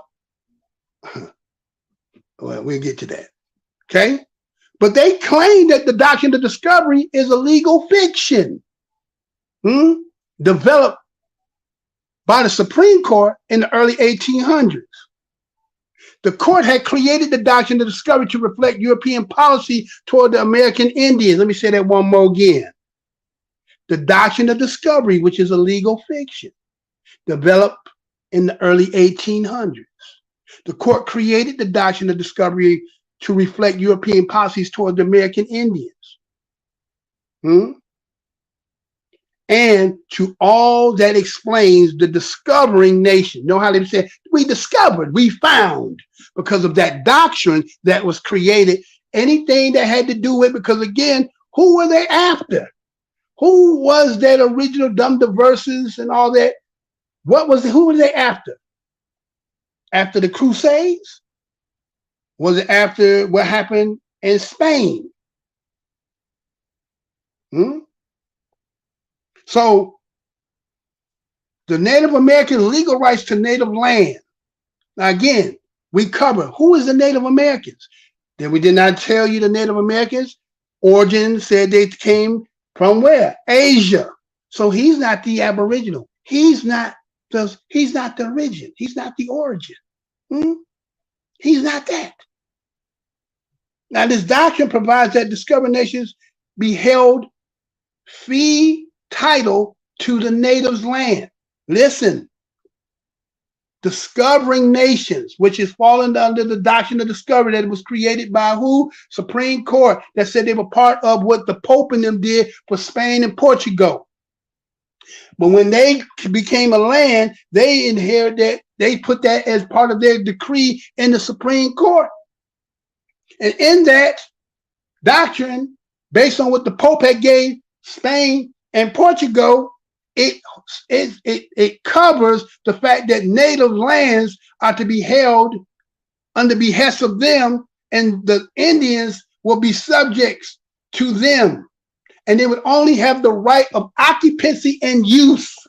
That's the Native American. That's why he's on the reservation. He's on the reservation because he's under doctrine of discovery. But he's not who you think he is. He's the front. He's the front. Under this doctrine of discovery, no one can purchase Indian lands or otherwise terminate Aboriginal title without the consent of the sovereign. Wait a minute, if you're the Aboriginal, remember last show what I did when they cut me off, we looked at over there in Australia, and Australia is trying to have the voice for the Aboriginals to be a part of because they've been excluded out. And yet they feel like they shouldn't have a voice, and Aboriginals don't mean anything. Now, these are people who coming from other places who have left their lands and then got comfortable and got a place for themselves, and then they, opulent off of your land, and you had to be subject. You had to be subject to them. So never no equal footing, never to be you running it. You can only be a subject to it. Okay? You can only be a subject to it. So in this land that we call here the United States, who is the Aboriginal? Who is the one that's being denied? Who's the one that's been put in a category that's to be out of? Who the one that they keep hiding? But if you're the African, you don't need to do that. You do like you do everybody else that come from somewhere else. But there's a distinction between the two. So the discovery of this immense continent, they were saying, they were eager to appropriate themselves as much of it as they could. So this was them claiming, according to the story they're telling us. Now again, the story. And a lot of people who are cut from this cloth, who have gotten from lineage of stories passed down, plus the readings, and delve into, the information. And then here's people who just read the story who are not the people. Let's say, for instance, people who read the Bible read the story as if they're looking at somebody else. What happens when the people who read the book, who are the people in the book? Well, that's what we're saying here in this story, in this land, as history. The story that they read and they talk about here are not, when you say slaves, that's for somebody who, when they say slave, that's somebody that's not connected to you. We don't look at it as slaves. These are actual peoples with names, relatives, connections. To you, an outsider is just some slaves. But to us, these are our peoples with names, dates. Okay? And was it really about slavery? It's another thing. Because again, you gotta understand, what is this all about? What is the covering of you? What is the hiding of you? He told you who you possibly is. Well, how about this? Ever heard the story of Robinson Crusoe?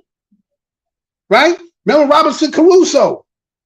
Then Robinson Crusoe met a nigga named Friday. But when he in the Americas, he met a nigga named Friday, right? And Friday was probably getting attacked by some savages trying to eat his ass. And guess what? Let me tell you something about Robinson Crusoe. Let me give you the color version of it. Robinson Crusoe, before he came here, Robinson Crusoe had got captured by Moors.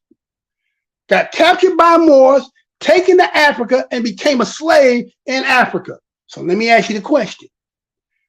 Did Robinson Crusoe know anything about what a Moor looked like? Do Robinson Crusoe knew what an African looked like? So how come when he came and looked at Friday, he never said he looked like Mo, he looked like an African? He didn't look like the Moor he knew, and he didn't look like the African he knew. He was Friday the black guy, which means he was distinguished from the both of them. Robinson Crusoe. Right? Robinson Crusoe. Robinson Crusoe. Go read the story. Go read the story. I ask you this question here. Here's a picture of us in 1865, some of our peoples. Not all of us. Right? See them people there? Right? You see them? Now, most people just on appearance looking gonna say they African. Look, they black. You just see black melanated skin, dark melanated skin, you automatically African. But let me give you a close-up. Give you a close-up. Do they look African? Do they look African? Do they look African? Do they look African? Here times they can look a little bit, right? They look African? What about the men at the top? What about them? Do they look African? Now I see one got something on his head. That makes you African because you could put a basket on your head. You African. Do they look African? Or just black or melanated people? And again, do melanated people, everything subscribe to one place, you locking us in. But we talking about the creator. Creator made, if the creator had a landmass over here, and had animals over here, trees over here, vegetation over here, things for life and sustenance over here, oh shit, why not have people over here? Why can't you have people over there? Why it has to be somebody had to bring you? You already there. Why is that so hard for so many damn people to understand that? Or is it because, again, too many people got something to lose if they come to find out that you are that, right? Now, here's this doctrine of discovery, what they said: to invade, search out, capture, vanquish, and subdue all Saracens and pagans. Let me say that one more again. To invade, search out, capture, vanquish, and subdue all Saracens. Who are the Saracens, y'all? Saracens would be Saracens. Those have been the ones that came out of Arabia. Those are the ones that actually are the descendants of the 12 tribes of the Israelites, who become Berbers, who become subjects to Arabs, that become Moors that go up in Spain. Okay? That's who the Saracens are. Now, whatsoever and other enemies of Christ, whatsoever place in the kingdoms, dukedom, principalities, dominion, possessions, and all movable and immovable goods whatsoever. Now, we're going to focus on that. All movable and immovables. Now, you got all this coming here from these people here, right? And then what about them birth certificates? Okay? What is all that about? Because see, like the people I said earlier, when you fall in that status as black Americans, when you say you take on and you become a citizen and then you lose your immigrant status and then you fall into the category with the people that have deemed as blacks, Negroes, colors, right? And right? Them people, you fall in that, and then according to doctrine of discovery, they have to be stateless people. They don't got no fit. They got to go back in. That's what these people were selling you corrective status. Take your status, recorrect it, and then come an immigrant again, and then they will recognize you. But as long as you won't be recognized, you still what? You still in some kind of natural state. So how did I take you out of that natural state? How did I get you out of your natural state? Your parents did it to you, unbeknownst to them. Huh? Oh, you don't believe me? Many of you in here are parents, right? Many of you in here are parents. When you had your child, before you got that hospital, what that white lady come with that clipboard ask y'all to do? What she asked y'all to do? What did she ask you to do? You know what she asked you to do? That's what they cut me last time, y'all. This is what they cut this right here. Huh? What you know about this? What you know about that? You know what that is? What did they call the institution? What is the peculiar institution called in this land? The peculiar institution. He said slavery, but it was a particular type of slavery. What kind of slavery? Anybody know? A particular type of slavery. Chattel slavery. Chattel slavery. This is their country. Their mother country is the first time they're establishing chattel slavery, 1677. So So you say slave trade? You say here was slave trade already? You believe that? So Butt versus Penny is setting up chattel slavery, which they call it in law, if you go look it up, partus equivalentium. Status of the child is based on the status of the mother. If the mama was a slave, the child born a slave. Means the owner of the mother gets the child as property, relinquishing the father from the child. So when you go in there, you sign that birth certificate, the evolution of the game right there. That's the evolution of the game. You signed your child and made them a ward of the state. Look how that works. You understand maritime law? You understand how they talk about, they use the same verbiage of, birth canal, birth certificate, all that is like maritime law. Water broke. They slick with it. And so took you out of your Aboriginal status from birth and got you in a limbo state and keep changing your name, Negro, colored, all that stuff to keep you in that limbo state. So now if somebody come with a doctrine later on talking about something, you could correct your status, go in there and apply, and you get permanent status, turning you into an immigrant. But wait a minute, you're Aboriginal. You're from this land. You got lineage in this land. Everybody else, as Ramaswamy is saying, everybody here got birthright citizenship. No, we don't. You know, the 14th Amendment was a flaw. You know, the 14th Amendment really benefit them. Okay, if they did the 14th Amendment in 1868, how come they said in 1965 then is when they say you got civil rights? When did they correct this 1868, the 14th Amendment? And then they did, what the Supreme Court did is they extended the birthright citizenship to all persons. You know, in the beginning of the show, when Ann Coulter said, and he said, you don't think that immigrants don't have civil rights? No, civil rights are for Black people. Exactly. We the only ones out there. If you are immigrant, they got laws for you. They have a whole process for them. That's why I said last show, write it down, take a picture. We didn't fight for immigrants. We didn't have to. They didn't need no fighting. It was already established for them once they became under immigrant. Now, getting the goodies to cover, because again, as Dred Scott said, you can't be a citizen. So all that you allocate and give, you wonder why you can't get it back because you probably not supposed to. But you didn't hear that from me though. Right? So yeah, ain't that something? So you relinquish that, huh? Live birth certificate. Then you get the death certificate, right?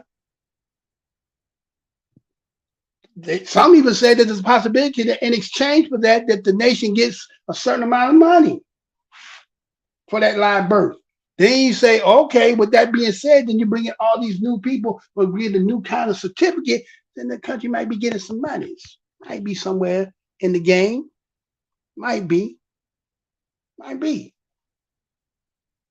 So I'm tired of hearing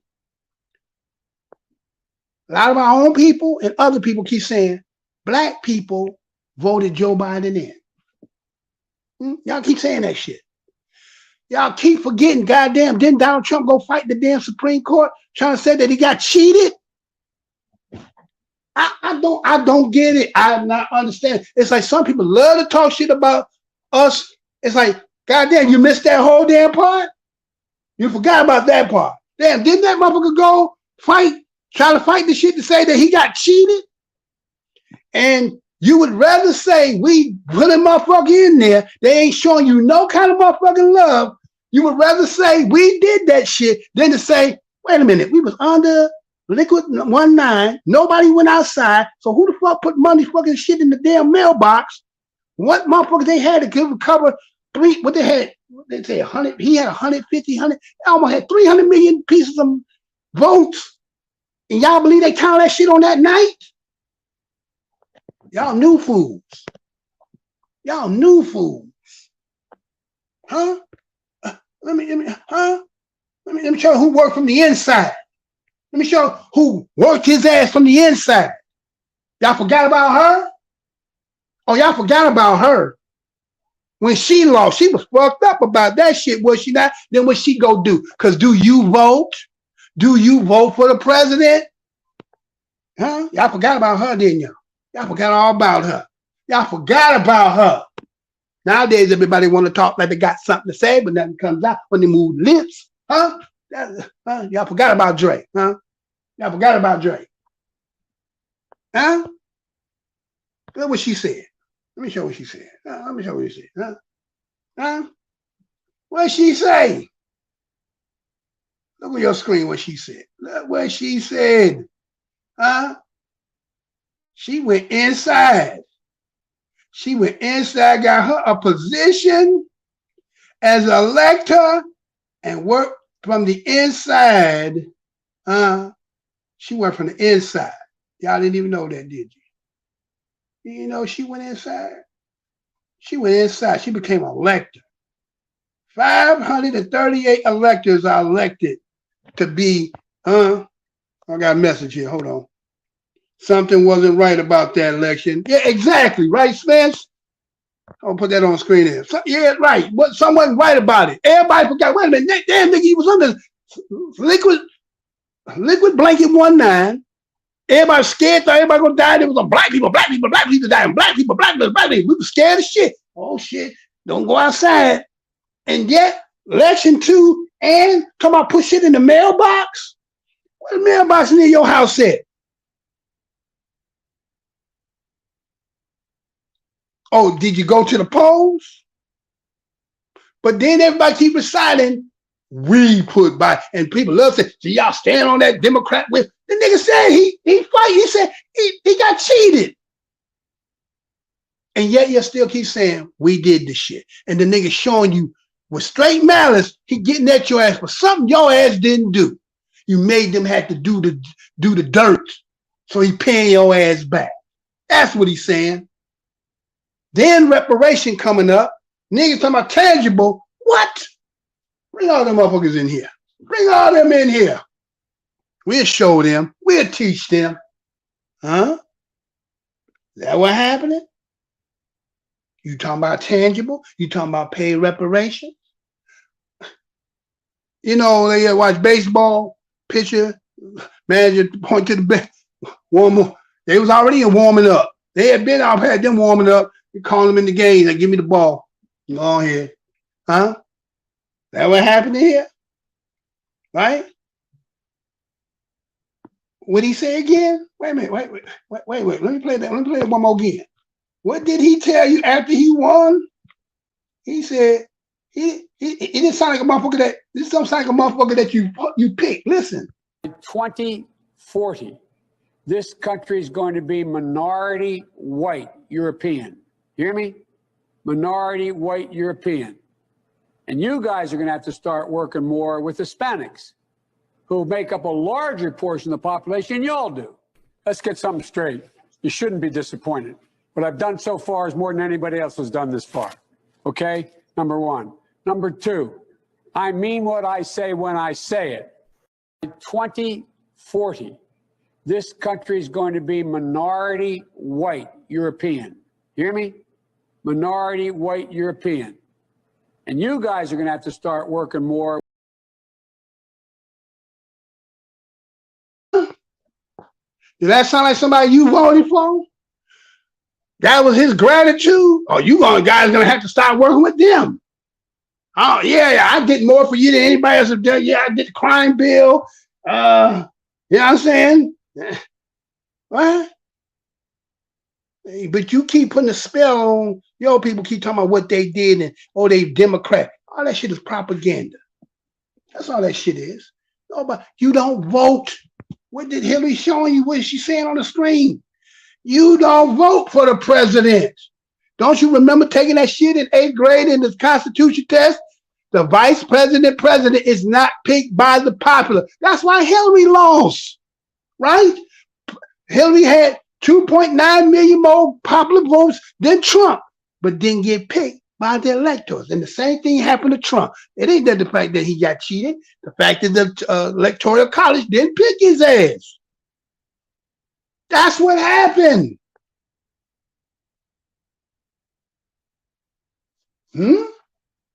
But you keep saying we did this shit. Some of y'all get off on that shit. Love saying, black folks, you the one got Joe Biden in there. Wait a minute. If you took all the adults and voted, it still wouldn't have covered 150 or 160, 70 million they claim voted. We weren't the only ones. If you even took all of us to do it. So why y'all always jumping on that bandwagon trying to make we always like we stupid. Y'all go along with trying to make us stupid for these other folks, and we like, nigga, we still in our country and doing as POWs, we still battling. We ain't got no place coming on asylum seeking, better place for, we don't got no place to say seeking for a better life. I know a lot of them trying to tell us they're going to Africa to do this shit. How that working? Don't you see what's happening there? You didn't think about the politics that's going on over there? Nigga got the big ass warehouse. The nigga got all the shit in the world everybody want, and think you gonna go over there and sip coconuts and kick your feet up and relax. You taking your whole family over there, kids, all that over there, and not knowing, you don't even know nothing going on there. It's beautiful animals. My ancestors was here. Your ancestors right in this damn place called the United States. It's soil over here, the continent. Turtle Island is another way we say it, right? It's where your people from. And then you're gonna go over there. They got problems. They're gonna have the biggest problem. They put a problem on us. We got a situation we're gonna be dealing with. Because that's what you're gonna do. Think about this is like 1619, y'all. This is what this is. See, how did they get us originally? You let a motherfucker get a place called Virginia. You try to be nice, let a motherfucker come over here. Yeah, you can have that land over there. You can do your business over there. They said, well, let's just take all the bottle of water. Okay, you can have all that shit over there. And while they over there, just like you seeing right now, that's what happened, y'all. Bringing motherfuckers in, nobody know motherfucker coming in. Because if certain people of us was watching on the wall and said, hey, look at all these motherfuckers they bringing in here. This ain't even really a topic. But because some of us had been on the wall watching, said, hey, look. And it became fruition and everybody became a little knowledgeable about it. It blew a little cover on it. Now they're just like, fuck it. Well, they got me here as workers. And the game is immigration is it's an international law. And so that means that, you know what? You ain't seeing nobody saying stop it because they can't because it's lawful. So what we're going to do now is, well, we got to make places for them. So they was telling in New York, said, well, you can let them live in the house with you. We'll give you some money. We know you don't got no money. We know you, a lot of us is on eviction. So you can have them in there. You help you to pay that some of that rent. You want to put some of them in there? What? We don't see this. The game rigged, y'all. The whole game is rigged. So I don't know what more you need to understand. This motherfucking game rigged. Everything but it trying to come to you, nothing. There's nothing you can get. And some of our people keep regurgitating and saying, we got to pull ourselves and we got to do this and we got to build our own and all that.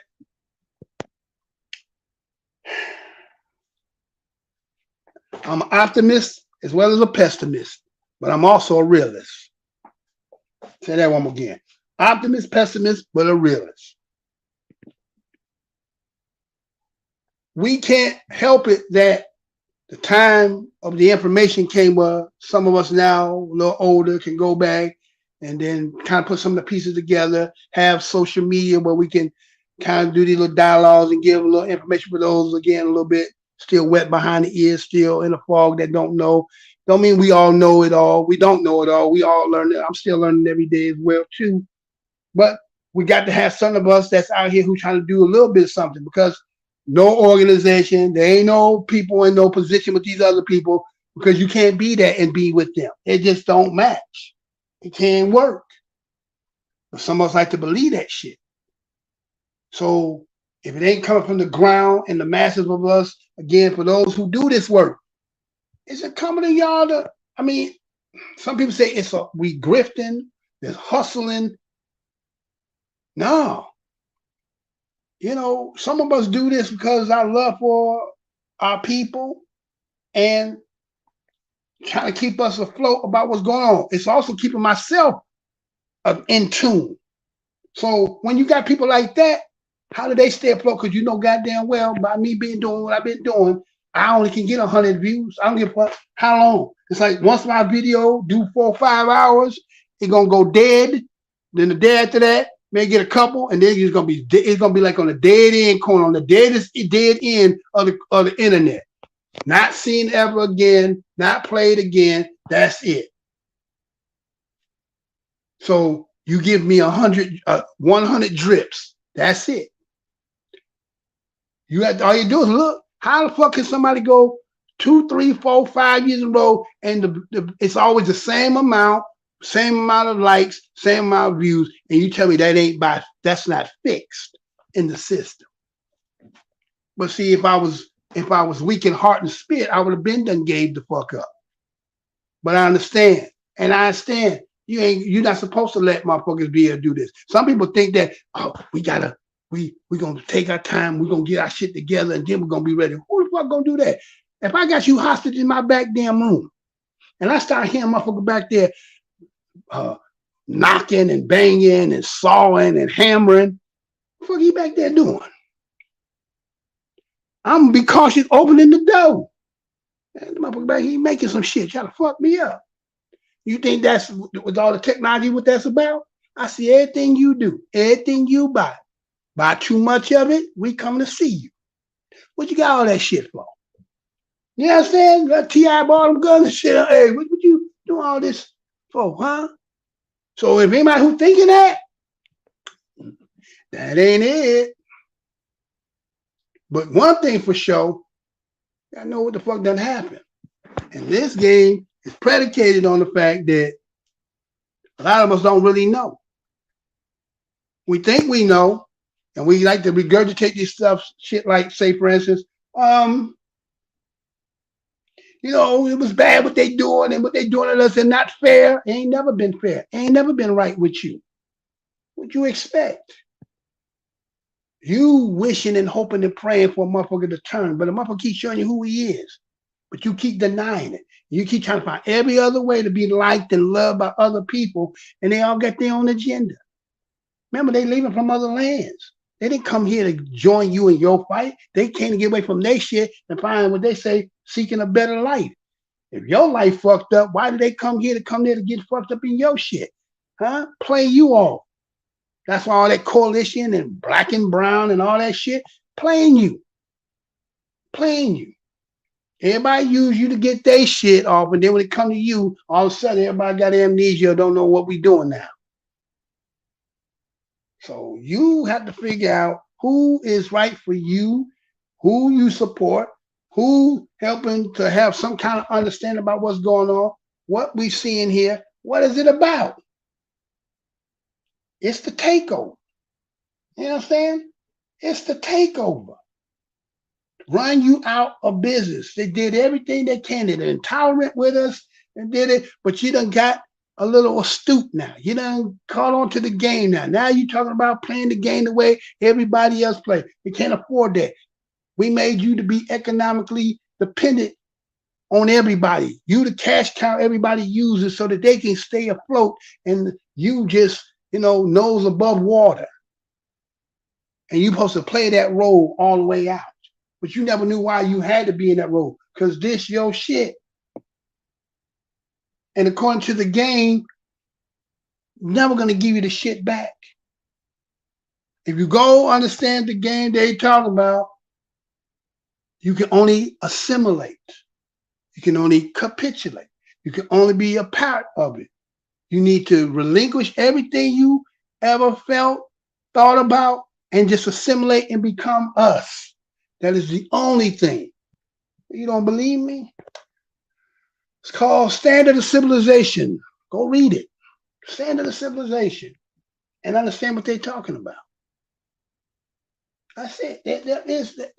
So the realization of whatever everybody said, what the solution is, once you understand it, I don't need to be said. I don't have to science. There's some people might be thinking, you say, I'm just telling you what the stories is and the histories is. You got to come to the realization about what shit is. And then you'll know what to do.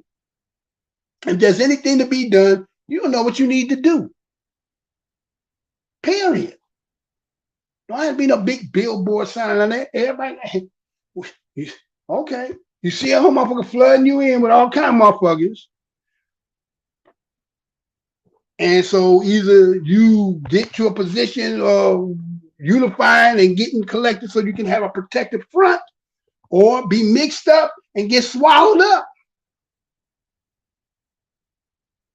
And then there's a lot of us out here who are economically deprived. We can't make moves because we never had money. And that's the other thing too. You got past generations who are still here that was at a time where, again, let's say people who were, let's say, baby boomers.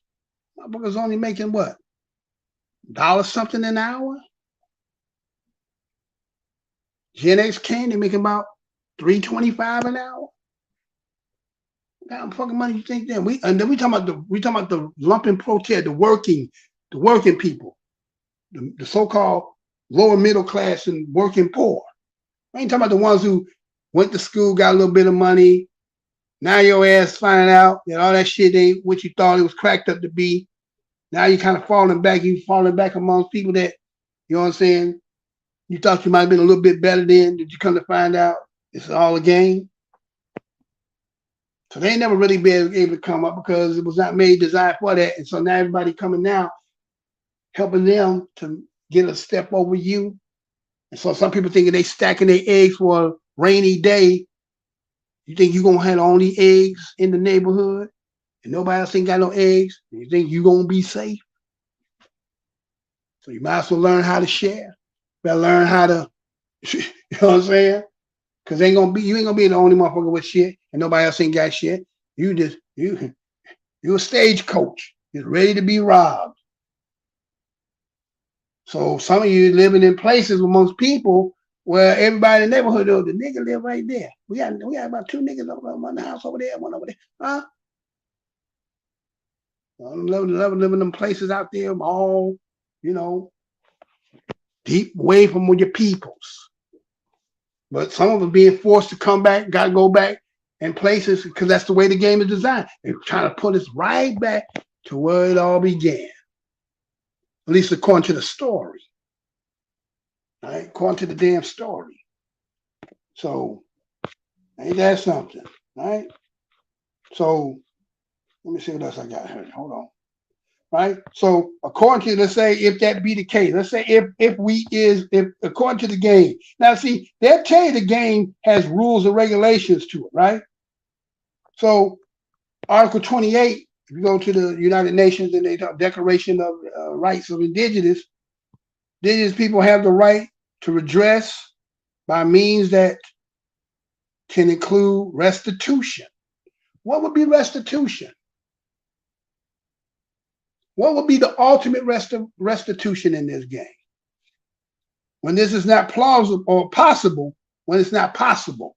Well, I already told you, they already know that ain't possible because there's no compromising in that, according to their part of the game. Their game is, as it told you about the Native Americans, right? Again, the front game they playing, saying that the only thing they can do is occupy. They can only occupy the land. They don't, and if they want to sell it, they have to be in the negotiating room to okay it. So that tells me that ain't the deal you want. So, okay, so if it's not possible, then just fair and equitable compensation. It's kind of like, sound like, what's it, eminent domain, right? Sound like eminent domain, right? Motherfucker come to you, tell, hey, we finna put a road through this shit over here. We need this place. Here's some money for that. Well, shit, man, that ain't, I can get more than, no, well, okay. We get a little bit more. That's all we're gonna offer you.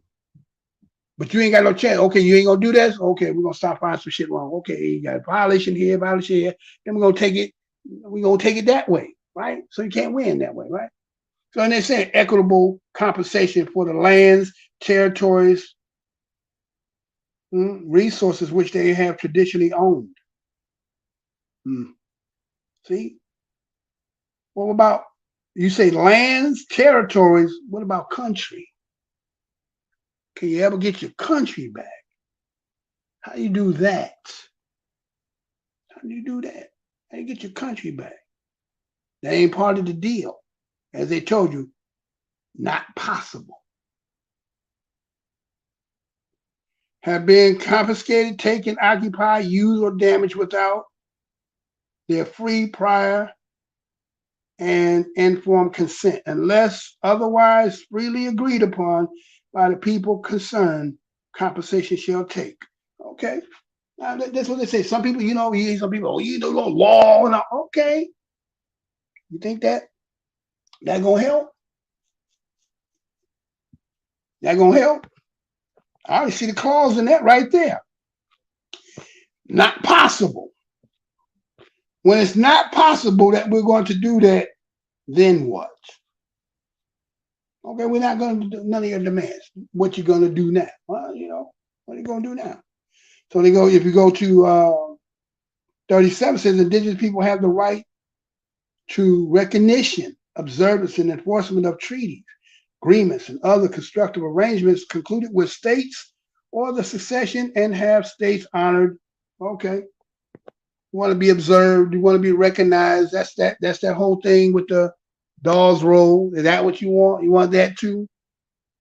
So what's really restitution under situations? If you come to find out, when you finally come to that recognition, what is really what is? What is it going to be? What would be to your liking? And they say, well, we're not doing that. That's the part. That's what they waiting on. That's what this all about. Oh, you found out. Remember Willie Lynch said they would be perpetual until a phenomenon came? Well, guess what? The damn phenomenon came. You done woke the hell up. You figuring out what the game is.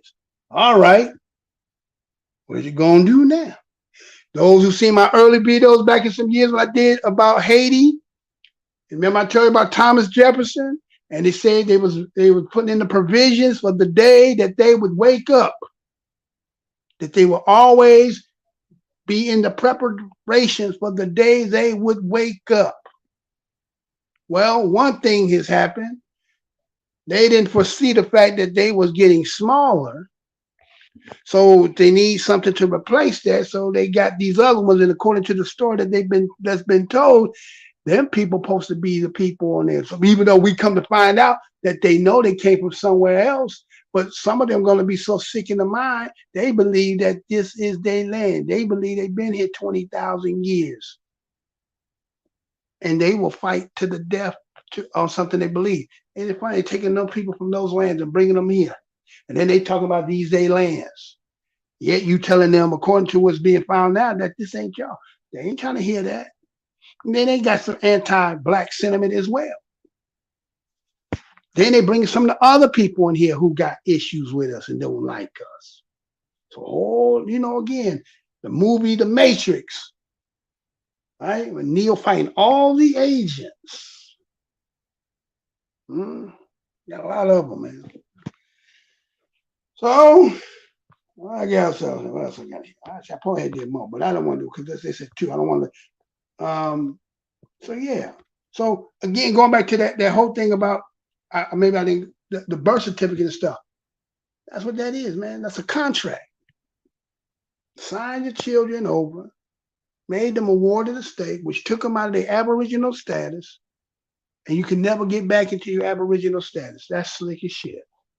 Think about that. Take out your Aboriginal status, unbeknownst, because you didn't know. Then you say, you go in the court and say, I did it under duress. I did it under, again, what they say, ain't no defense, right? Not knowing the laws, no defense. You know, I had to think about how the hell were they making treaties they claim with people that you did not correspond with them in the same language. How the hell you got a treaty with them? But they say it happened, right? So these motherfuckers said 50 million people they done brought up in here since 2020. Up to 2020, 50 million people. That's a lot of people. They claiming we only about 40, 50 million people, but we've been here, right? We've been here since the inception of the place they call United States. So how you bring more? We've been here birthing and living in generation, and motherfucker came in this motherfucker through the back door, 50 made strong plus. It was a plan. The game was rigged all along. It just we had to come to this point to come to the recognizing that the game rigged. It's rigged. The problem is, like I say, you're gonna have to look at yourself. You gotta look yourself deep inside yourself. Is it just to capitulate and just assimilate to them? Like, fuck it.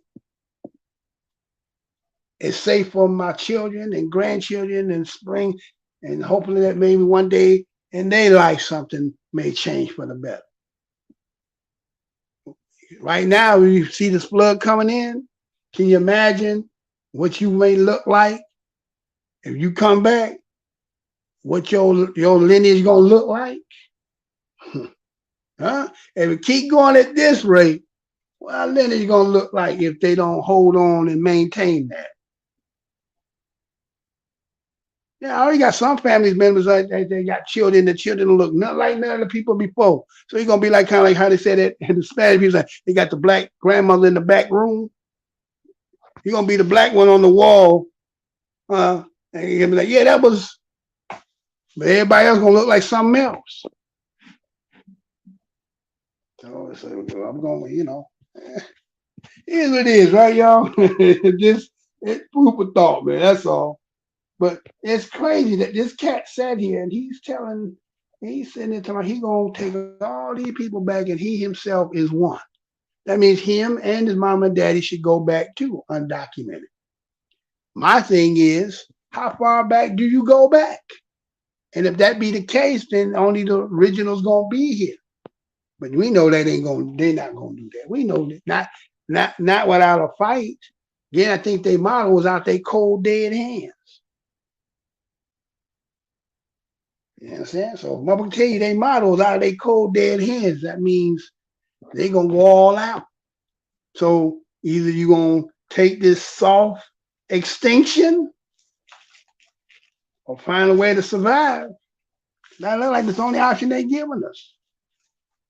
You know, to talk about build and all this stuff now at this stage of the game.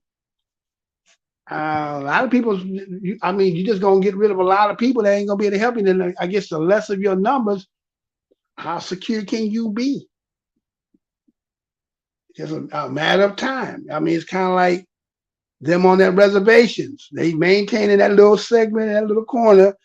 They over there, you know what I'm saying, they're alcoholing out, they drugging out, the kids are suicidal because they ain't got no future. Well, that's gonna happen to us too if they maintain that.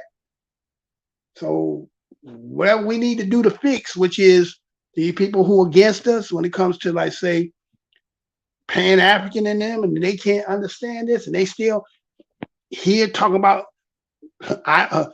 some kind of fantasize about Africa. We trying to figure out when the fuck is y'all going.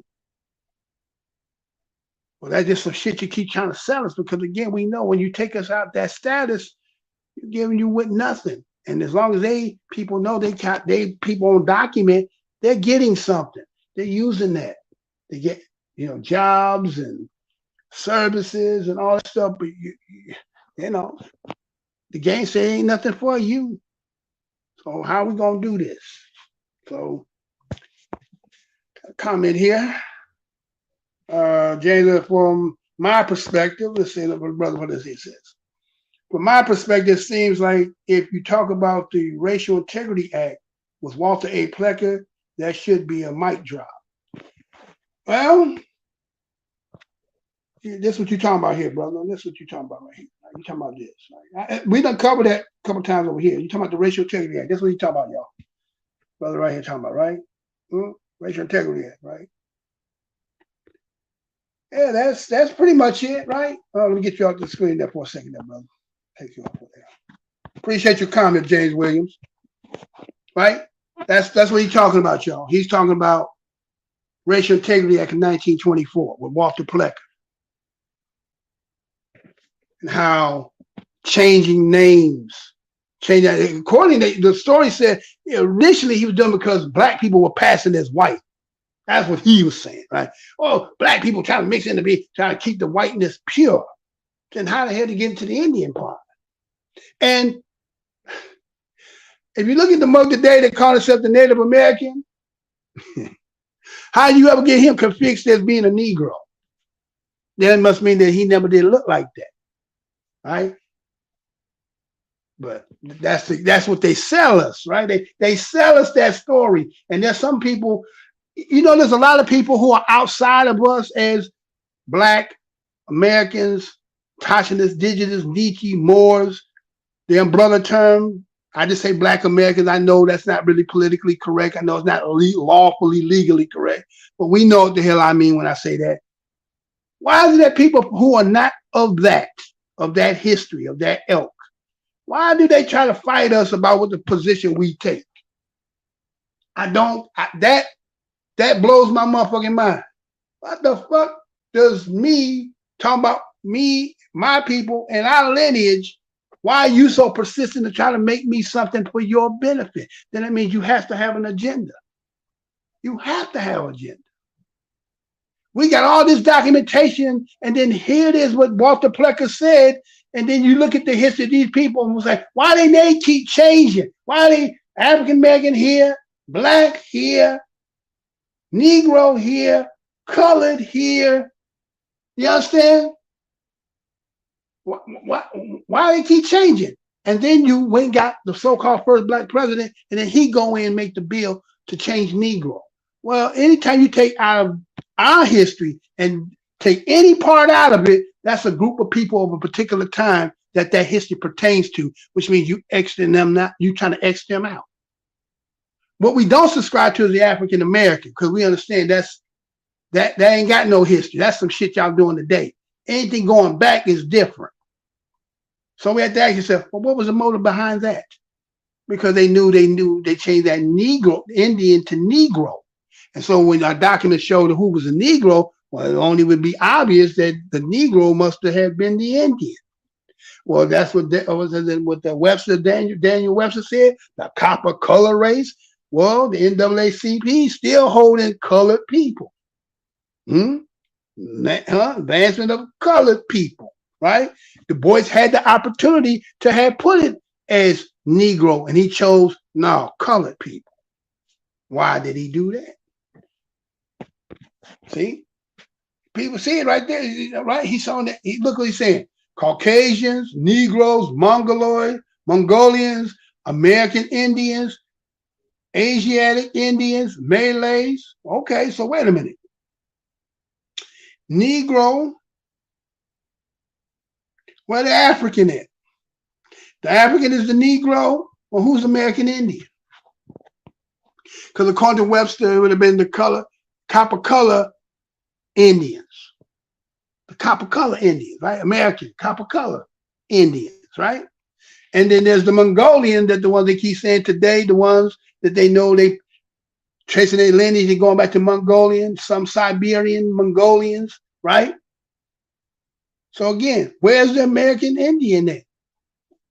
The Negro could be the one, again, that could be from the continent, because they do got a map where they show Negro land, right? So that could be that. When they start to incorporate that which they brought in them late 1700s going to the 1800s, those that they may have brought there. Because again, when they say 1807 or 1808, when they had the so-called what it said, the abolishment of slavery. Remember, I showed y'all that was only to do with they were doing over in England or Britain. This country never did anything. It only commemorated it. It never really did anything. But they did do something in I think it was 1783. Something to do with that abolishing. But again, it was just formality. It wasn't nothing really they done. Remember 1790 Act of the Sundry Act, and that again showing you with the Moors how they were saying why they come from Morocco and all that other stuff because of 1790 Act, the Sundry Act. But again, that makes you an immigrant. Nobody, again, when I say you got indigenous all around these places, right? Especially, okay, over there on the East, all that. And then you got over the Pacific Islanders. But when they come here, there's no indigenous for some reason. They want to tell you they killed again. We all lived through the liquid blanket 19. According to them, a lot of people did go, but a lot of us survived. So the same way back then, if that's supposed to happen, they want to tell you, gave you blankets, and that's what wiped them off. We know all of them didn't go because we still here today after that assassination attempt. Are we not? We still here, right? So that means they all didn't go. So, but who are they? We all know. We all know. So I think that's what's happening. I think that corner getting mad, those with the perspective of African and so forth. We're not hating on Africans. We just saying we who we are. Why everybody mad? We can't. You can have your culture, your native from your land, and then you come here and you say you embrace mine to the fact that y'all even trying to steal it, trying to say y'all made a lot of this shit. We trying to figure out how the fuck do you get hip hop from the shit that y'all play? That's all this shit, the music these motherfuckers be playing. And that shit, you never get no party started with none of that shit. I'm telling shit 100. Y'all never get no party started with that shit. With our shit. Now that's a party. That's a party, right? But it came through a process. Our shit went through a process to get that. I fucking think you've been around watching us do some shit and then you doing it now, you made it. Stop it. Where's your catalog at? Our catalog show how when you get James Brown and how that development get to that, when you go through the progressions of the different styles and music and arts, what you talking about? That's a progression. Them motherfuckers are trying to, Africa. Man, again, I ain't got no hate against Africans. That shit they be playing. Man. You see the little TikTok ass dances they be doing? That little bullshit ass. Get out of here, man. She could be thick than a motherfucker. That look. No. Get out there, sister. Show her how to work that shit. Show her how to work it. You can't, put you to shame. You can't get out with that. You can't, man, come on, man. They ain't trying to blow all that shit up there. Well, that shit is false, fake. They want to say that shit is bullshit. But again, teach his own. We just let us have our own shit. Y'all all trying to colonize us. Y'all, that's everybody whole stand. Whatever you got, we stealing it. We take everybody come with the doctrine of discovery with us. Y'all can just be the facilitators of it, but you can never own it, and you can't be the one to get the credit for it. That's for us to do. Sad, man. But that's the way of the world, right? That's facts. Thanks, Mr. Finch. You know, that is this way. You try not to be divisive. I don't want to be divisive. I just want to be like, look, man, leave us to our shit. Let us have our own. Can't have shit. Like, damn, man. They do the shit with a straight ass face. Can't have your own country. Can't have your own shit. Can't have your own nothing. I mean, what is it, doppelgangers? Well, that movie, well, they look just like you, the other version of you, just like in the beginning of this of my show, and Fire Heartbeat, right? When he say, "I know what you're trying to do. You ain't gonna do it." I've been pulled to your coattail a long time ago, That's what it is. We catching on to the game. We was asleep. We fell for it. We thought because you had same skin, we thought you was down. We didn't know you was over there building your own shit, getting your own shit prepared, and talking shit about us. Now I got your shit, and now we in this situation. I don't hear nobody talking about, well, y'all could come over here. We'll help y'all. We'll give y'all a place to stay. We'll give y'all a job. Your kids need a job, they could come over here. Y'all helped us get on. Now they bringing more of their people over here. So we just come to the realization that we waking the fuck up and we realize that, okay, game rigged. Game rigged. Everybody against us. Period.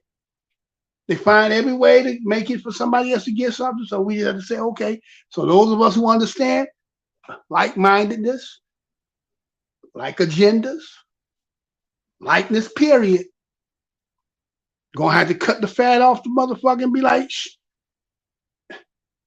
It ain't about being selfish. It's about survival.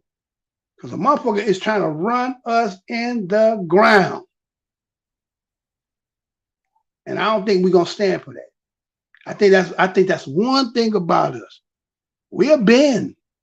We got a lot of people that have been. But when it comes to that break, some gonna break, but all of us ain't gonna break. We all ain't gonna break. So appreciate that, y'all being in here. Last couple of days ago, I did the show again about Aboriginals By Another Name, and they cut me. I guess that group that was out there on that day, I came on a Monday, probably expecting me, and that group didn't like what they heard and they got me. But it is what it is. James Williams said, Mr. Blow Your Mind, I don't know if you have done the research on the Civil War, but don't Congress declare war? And if you look it up, you can't find that Congress ever declared war. Are you talking about the civil right part? You talking about civil war right? I give you right. You know what, brother, James Williams? Yeah, I've done the research on that, and I do a lot of that on my particular show. I bring a lot of. You start to see a lot of young brothers now starting to do some of the things. See, I don't get a lot of views, but I know a lot of young brothers are seeing, and I'm showing them go over here and get that. So they're getting a lot. They're going into the statutes, the laws, and they're bringing them out. So I know what you're talking about. Yeah, you don't find that. And you know what, bruh? A lot of people say that Civil War wasn't really a civil war. It was really confiscated, right? They were confiscating our shit. Remember, because when they made the Freedmen Bureau, it got Freedmen Bureau, trust and abandon, right? Abandon and trust, right? So according to the game, they've been telling us about being slaves and not having shit. How the hell could you have how do you have a trust and what abandon what? Now they commingle that story and make it seem like, oh, the slave owners and all that, they had it. But is that really true? You get what I'm saying? I don't know if that's really true, but yeah, I looked at that shit. So I think it's more about confiscating. Reconstruction came, got to rewrite this shit for how we did it. And people are saying, if you look at some of the brothers that's out here bringing a lot of the information and the things that they're bringing out, there is a part of our history where it looks like, again, I done talked over here, I done told about it over here, which is when they say 1808 and they said that there was a banning of abolishing of the slave trade internationally. That's only because the Barbary Wars and England, okay, there's a book you can find, it's called Turkish, Moors, and the Englishmen. They all of them was in cahoots with Queen Elizabeth and the Moors, right? No United States got into a treaty with the Moroccans, or the Moors, the Moroccan Empire. Remember, because in the Mediterranean or in the Iberian Peninsula, remember they prohibit the Europeans from coming through there. So that's how they start going around Africa to try to get into what they say Cathay, which is supposed to have been India or China. They call it Cathay back then, right? And so in the quest of going around is where supposedly trying to find a way to get around, and Columbus going, I guess you say, westward to try to find a way to get in. So they knew nothing about over here. They knew nothing about over here. And it's because of that connection with the Moors, English, and prohibiting their ass is what brought them motherfuckers over here. That's how we got in that shit. And so, again, how we is today, we're kind to everybody. See, that's the one thing about our people. For other people, man, we you know what I'm saying? We'll find a way for your ass. Now, sometimes with our own people, you can't step on my motherfucking shoes, nigga. We finna fight, right? That kind of shit. But other people, we can find a motherfucking way. And so I think somebody took our kindness for a weakness, and what we're seeing just like now, we gave them territories for them to do a business, and just like they doing now, all that immigration, you didn't see them bringing niggas in. And before you know it, like I said, just imagine, I don't know how old you is, I've been around when there was, okay, I remember when the phone rang and the motherfucker didn't answer, the phone just rang. When the motherfucker's on the phone, busy tone. Sometimes motherfuckers used to just take the phone off there so motherfucker couldn't call them, right? Spence, right? Motherfucker take the phone off the motherfucker so the motherfucker couldn't call their ass, right? Now, today, I remember when they first came with call ID, motherfuckers said, okay, motherfucker couldn't answer because he could see who calling them. So people start getting a certain type of etiquette and lying about, oh, my phone was off, or it was off, all kind of bullshit. But as you go back in history, I remember when everybody didn't even have a phone. I mean, you go to some people's house just to use the damn telephone, okay? They're like TVs, right? So if you go back in time, how did they know when they were bringing a whole bunch of damn people into the land if you didn't have nobody observing to see motherfuckers bringing them in on them ports or how the hell they had it? So it would have been easy to flood in. It's like if people wasn't watching, we'd have woke up one day. Let me tell you this. Go look up the story where the 300,000 immigrants protested in Chicago. I was out there.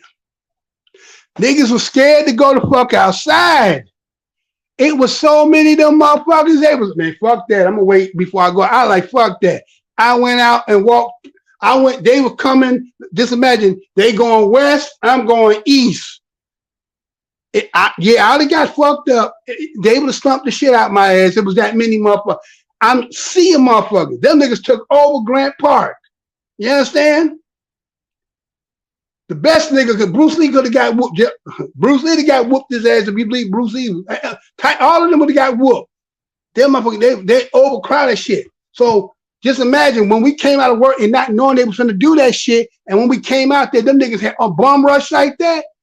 Just imagine at that time when they come up on a tribe or come in the area, they just gonna bum rush you. Unless somebody can escape and get the tell, the niggas is coming. You know what I'm saying? That's on the way. So now what the story is, James, they saying that when word got out that we were fighting, a lot of our brothers and sisters that was in other territories, let's say up in the Illinois, right? The Iroquois Nation and all of them, they were coming down to help. These niggas come through the back door, do a flank from behind, and then they say they abandoned lands. Now they're using doctrine of discovery to give them legitimacy. So I'm saying a lot of that trading, what they say about 1808, before they, again, because I kind of went off on that, the international slave trade was blocked because they couldn't go outside across the Atlantic because Morocco and England wasn't fucking with them no more. That's why they said they couldn't go across that water. But what happened was, supposedly they probably bringing people in through Louisiana, but I don't believe that's what happened. I think they were taking our people and shifting them from this part of America to other parts of America. So they were taking the old ones and taking them and keeping the young ones. Because when you do your research on your family, you find sometimes that you got some of your relatives and they're young as shit, and there's a bunch of other kids. And I said, well, what the fuck is that shit? What is that shit? Why is it all these little kids with this one grown ass motherfucker and there's a bunch of kids? So I always kind of feel like, well, I don't know if some of y'all did y'all research to find that some of y'all relatives, you could go back and you'll get them when they're a child, and they don't be with their parent, they be somewhere else with some kids. At least when they did the census or whatever, they was there. And I was always wondering, what the fuck was that? What? So I'm thinking that's what they did. If you take the parents, it's kind of like how when you look at the sociology, how they do shit. They make the younger ones don't listen to the older ones because they make you think like you don't know shit. And some of them think because they got the technology now that they can go onto the internet and search shit. And some of us is not as savvy as others when it comes to it. They think because they get the goddamn answer that they're smarter than you. And that some of the information that they're privy to now, it's not that you're not smart. It just was not accessible. Now, some of us have that inquisitive to know, like myself. I'm in here always researching and looking to bring for the show, to bring y'all some things I've unseen. But you don't have a lot of people like that. And there's some people who, okay, they may not be as articulate, they may not be as astute, but they know what they know. But they try to make it seem like they don't know. Sometimes you watch some of these shows, they be on there, and the people be acting as if like the old ones don't know. So I seen something earlier today where two young ones was trying to talk shit to the older sister and the older brother and trying to act as if they don't know about them being, again, we the people of the story. You a person as a outsider looking at the story and think you could tell the story better than me. So they tell themselves, we don't know shit until you run across somebody like myself and some of y'all in here. We ain't like that. So that's what happened. So the story, as they say, Civil War may have been just a confiscation, just like Lincoln made the Confiscation Act of 1861 and 62. And then they say, well, the confiscation was if we was to get from the plantations and get to the camps, they were considered as contrabands. And then that's how the contraband label gets put on us. And the Confiscation Act is really about us going to them. Or is it more about you took our damn property? And that the fight is, because when you look at them Indian wars, go back and look at them Indian wars in that time, how they got Indian wars, slave trade. Again, I show you over here, all them, let me show on the screen. Look at all these people that's coming. They want to tell, I seen an article earlier. Let me show you the census here. Hold on, let me move this down. Hold on, let me show you something. Hold on, take bro down. Take bro down. Okay. Take bro down. Okay. So as you see on your screen there, you see the numbers. The biggest numbers, if you go all the way to the bottom, that's 1790. That's the beginning of the census. So all the way at the bottom is the beginning. Look at the white people number, and then look at the number that they claim to say in the black, right? The black section is on to the right. Each categorization is shown who. Now, as those years go in 10-year increments, look at the numbers and how they jumping. You saying in 1790, there's not even 800,000 of us here, according to your count. But look at the white number, and then look at, as you keep going up every 10 years, the number jumps higher. So if anybody coming on a damn boat, who coming on a boat? Now this other number, 700,000 plus, then you got about 36,000 plus already said considered free. That's 1790. So, okay, if it's only 800,000 at 1790, you only got about what? 75 more years to 1865? So where's this big ass slave trade at? The natural progression of people of 800,000 going to have, as you see the numbers increment in 10 years, that's about what people of 800,000 would be producing. That ain't people being brought. That numbers would be doubling and tripling like that, but they're not. But the number that's doubling and tripling is the white number. You see? So, meaning that if it's about 800,000 up to them, maybe what happened is what got left over after, again, it's really the wars that we fighting them. I think they said they what they call them? The Gullah Geechee Wars, right? Right? They don't talk about that, right? The Gullah Wars, right? They don't talk about that. Then you talk about the Seminole Wars, right? So you got places in history where they showing war, but then you got to remember at that time, this is still Britain.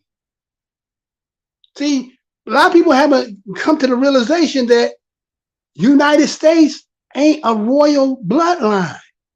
It's really merchants who swindle from their parents. Let me say that one more again. Really what done happened was the merchants who were having the charters with the crown found a way to hustle the crown and got those lands, and then use a real estate rule, which they did home rule, took the 13 states, coalesced together, created a government inside of a government, and that became your United States. And the federal is really the crown. The states is those, when you go back, I have the books. I can tell you each person who owned the state. Delaware, that's Lord Baltimore? Is Baltimore, right? You got Lord Baltimore, you got all these people named, just like Pittsburgh is named after what's his name? Oh shit. Brad Pitt kenned them motherfuckers too. Anyway, right? So that's why you always wonder, a lot of these people who they be promoting is people with some type of bloodline and background, right? But these are estates. You know what I'm saying? These states that we pay state tax to, you pay to the state of the people, families who own, and then the counties and yeah, the game been rigged. The game been rigged. That's what it's been rigged. You just, nobody never played it. Nobody, again, we don't have too many people who, again, we got a lot of people who study and doing certain things. Everybody got their own forte. I'm the whiteologist. I'm the study of that shit. That's what I do. So I ain't gonna tell you what I heard, I'm gonna tell you what I know. And I try not to tell you nothing I don't know, and I don't try to make up shit. It just have my own way of telling it. You get what I'm saying? So we are just now coming to the realization, and the game is coming off, and it's getting to that point where we're starting to recognize what shit is. See, the fog has been lifted. Got a message here. Let me see. I got a message. Okay. Ring for a long time, James Williams said. Exact right. From the inception. You get what I'm saying? From the inception of the game. Again, they use, okay, now again, as I said, remember, if Britain and them is the royal bloodline, who the fuck was fighting against Britain to call itself being independent from them? They can't be a royal bloodline, so who were they?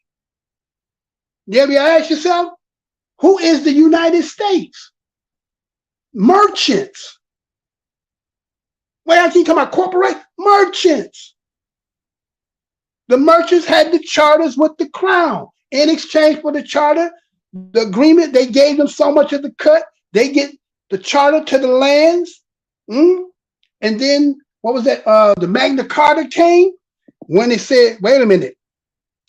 If we rob these niggas and not do shit for them, they can't take us back to the land and prosecute us. They got to prosecute us on our own land. And we as white men would never go against each other. It was on code.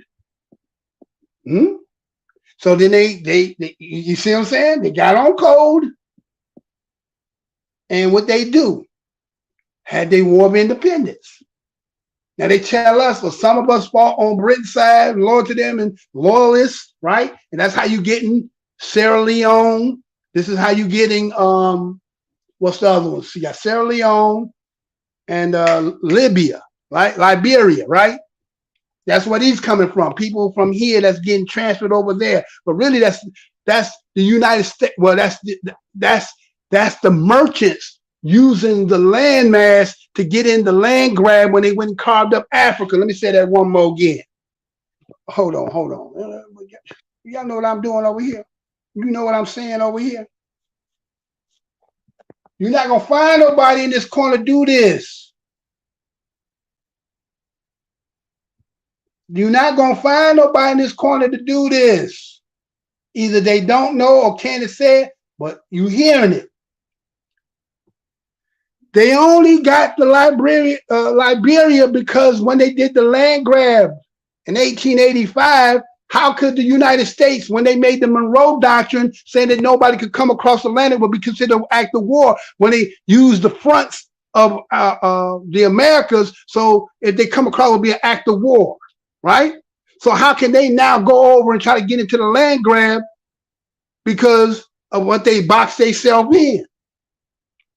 So now you use Liberia as being in the territory, and they tell you the story about how they went over there and bought it, put a gun to his head, made him an offer he couldn't refuse, right? And so that's how you get Liberia. But Liberia was actually a front for them getting in on it. And then who remember on my show when I showed you the oldest man that was recorded in the United States, Charlie White? Remember, he was 134 years old. Remember, I showed you that he was on news, and they did when he was around when they went up into the moon. And because he said ain't nobody been on the moon, you know how people be. Especially when you get older, ain't nobody with no goddamn moon, right? And he said that on national TV, he ain't been on no damn moon. How you gonna get up there? How you gonna get back? He was just saying logical shit. Now, how the hell can a motherfucker from the ground know he got enough fuel and power to get somewhere and land and come back? He ain't never been, right? It's just logical shit, right? Just logical. And so anyway, when you look at his story, he tell you he was from Liberia. He came here. He had been here since, he said, the Civil War. He was here since the Civil War. He died about, what, 79?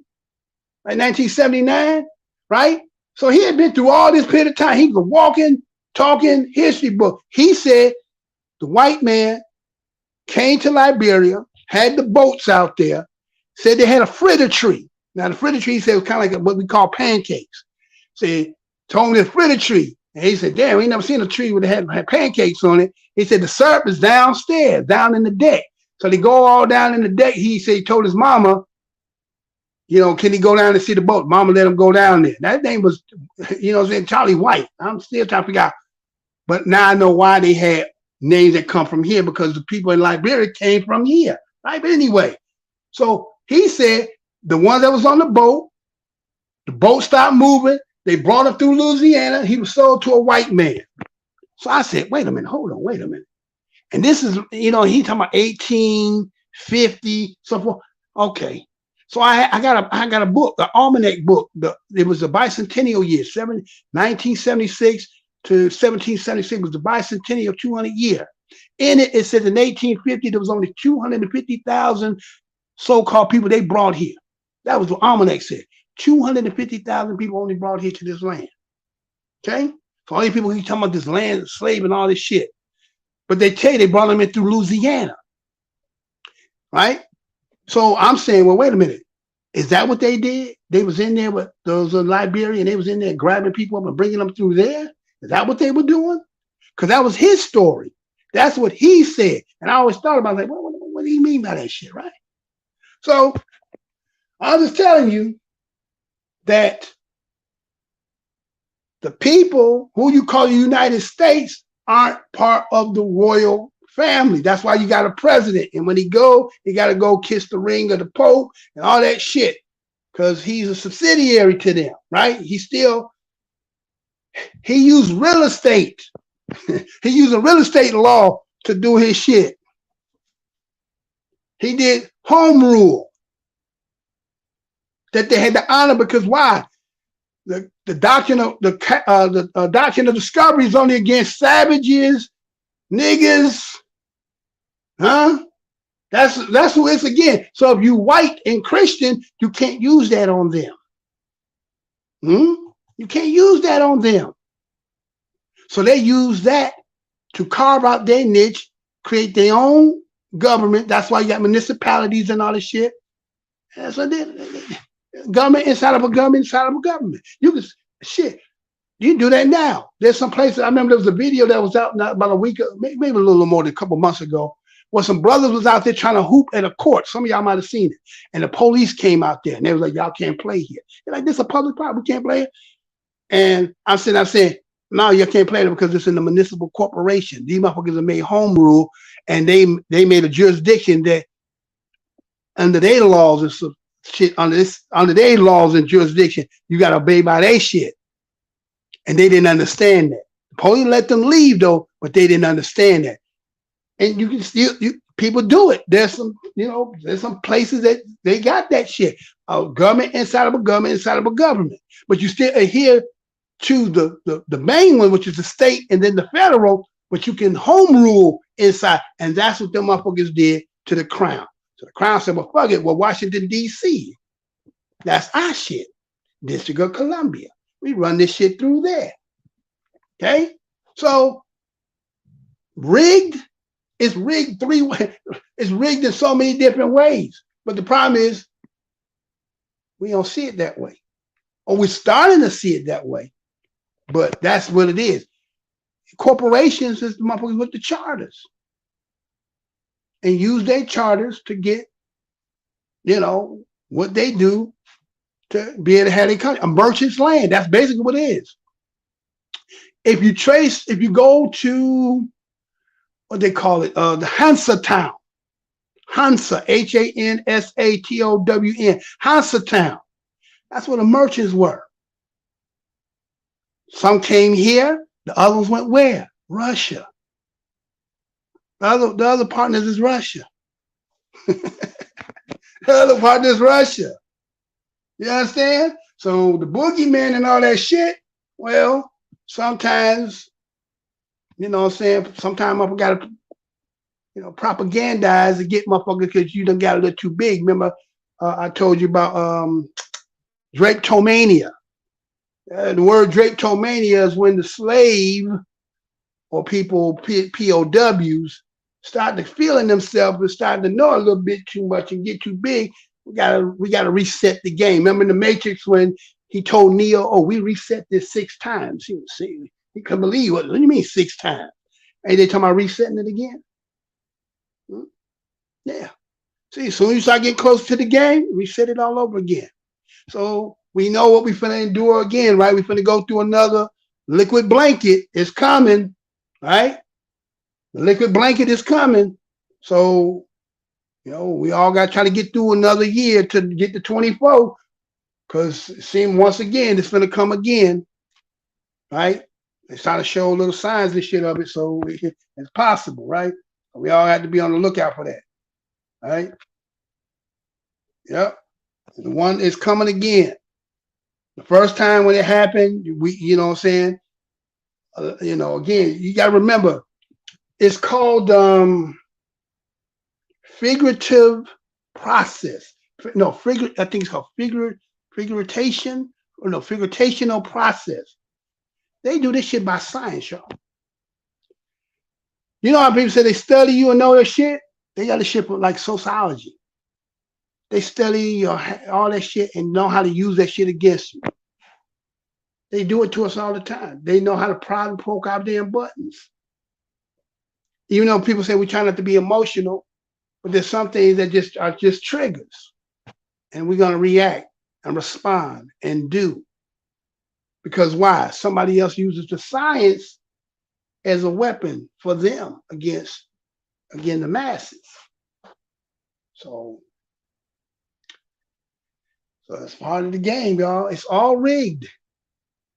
How else if you have the people who claim it again, who are ruling through international, matter of fact, I put it this way. The whole, okay, put it this way. All that shit is fake, right? But because a motherfucker got people to believe and do it in weaponry, well, a lot of people gonna succumb themselves to that shit because you ain't got that. You ain't got enough people. You ain't got enough other stuff. and everybody got their own mentality. So some people can hear what I'm saying and think it's full of shit. Some people can understand what I'm saying and understand what it is, and other people might be on the line of it. Well, you know, it's like having two of your knuckles bent, other fingers sticking up, and the thumb, you know. So you can't fight like that. You look crazy. You ain't trying shit. So that's how we are. Ain't no unification in that shit, right? And even if you got unification, how far could you go to unification? Because it's a real sophisticated game. It's been played a lot longer than you've been playing. It's like playing somebody that know a game better than you do. Like I had a partner, and he was the type of person when I used to play the game, play Xbox and shit. You know, get on the NBA, the Madden, and all that shit. He go buy the motherfucking game, saying the shit come out. So he done already got a game. I don't got the game, but when I come over there, I play as that. Now, I understand, you know, X is old. I know how, you know, the games, you know, on the game, you gotta know how what certain moves be able to create other moves. So I gotta put my hours in, my credit hours in, right? But he done got them in. And because he got the knowledge before me, I had to take my L's. But the soon I beat his ass, we can't play for a month because he fucked up now. He all fucked up because I won. Ain't that a bitch? Nigga, you got the game, you got an advantage. But now that I learned the game and figured the game out, and I beat you, you can't take it. So they got to change the game. So when you start learning the game again, oh, now we got to change the game. You see what I'm saying? So that's how it is, man. So that's what we going through. And all we can do is keep digging, keep sipping until, I mean, we kind of outlasting the motherfucker. You know what I'm saying? It's like this. What his foreseeable outlook was, he never foreseen his ass dying. You know, what was that movie? Time is on my side. Yes, time on our side.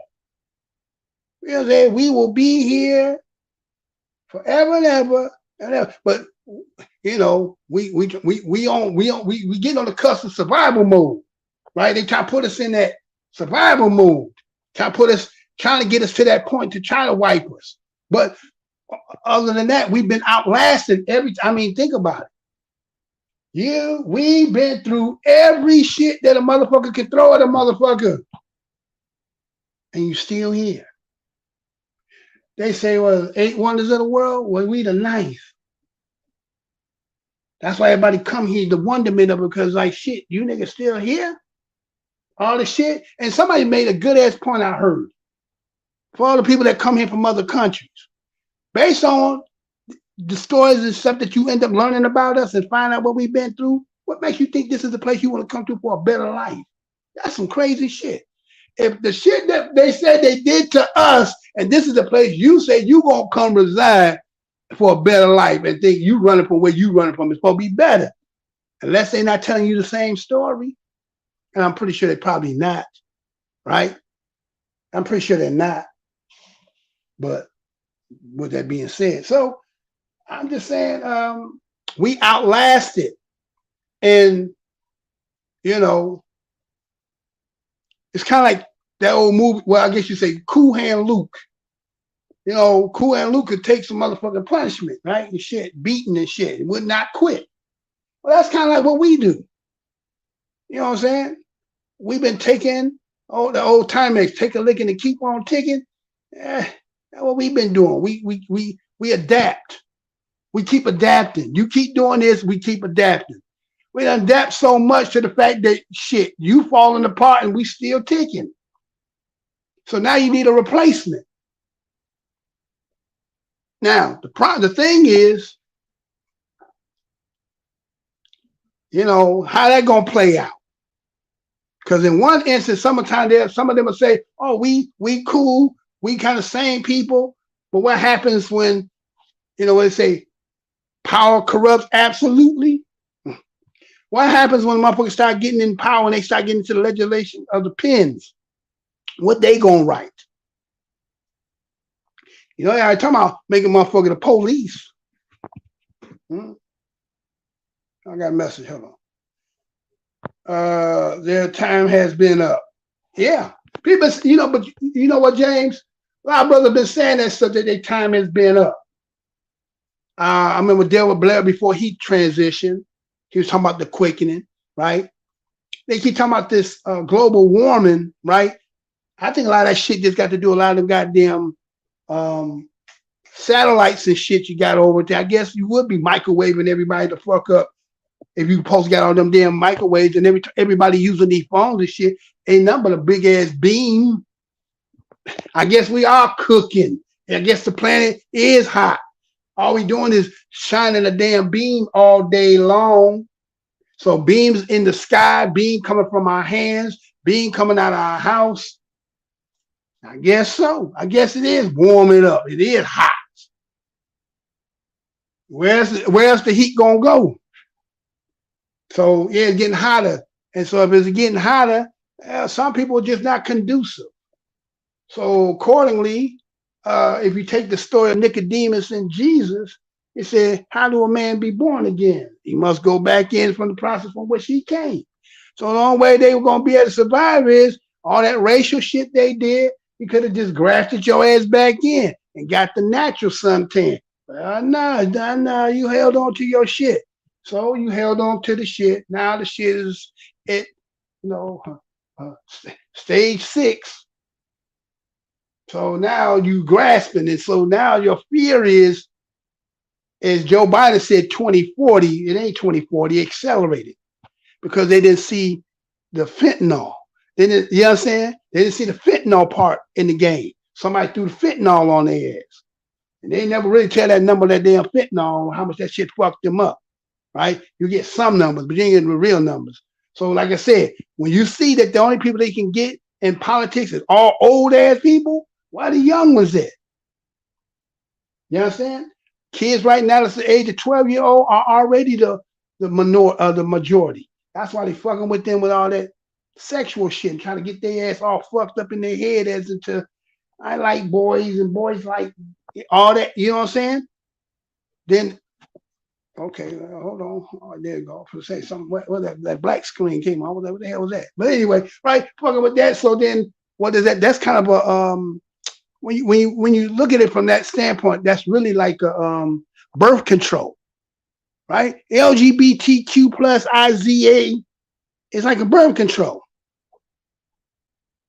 You make that more natural, more people succumb to it, whatever other shit they doing scientifically, that's like a birth control. That's helping some motherfucker can't keep populating. Next thing you know, ain't having children. Remember that movie, Children of Men? Remember that? Remember that? Anybody see that movie, Children of Men? Where it was all about can't have no children? But who was the one that could have children? The black woman. But I had made the video back in the day that told you that you was going to be the one that he wanted. But see, the thing is, he wants certain type of ones, right? He wants a certain type of ones, right? Like, you know, when they were arguing, Stephen Curry is white. Like, the fuck, well, okay, he fair-skinned, but he ain't white. Beyonce is, you know, they started grabbing niggas and trying to make niggas as white. So they was subconsciously telling you if they had to be black, this is the kind of black they would want to look like or be like. If they could be, right? So everybody got this, I mean, study the shit out and all the properties and wonderments of melanin, but yet don't want it. But want the specialties of it. You want all the things that come with it, but don't want to have it because the psychosis of them and all the shit they done told themselves, all them lies that their ancestors told them, all that shit is bullshit. Everything they love is kind of like in Do the Right Thing when they had Saul and Spike Lee had that conversation. Who's your business? Bruce, right? A lot of motherfuckers they got, well, not today because time done changed. Music done changed, and a lot of people who've been infiltrated in our music that are the headliners ain't really us. Let's just be honest about this shit.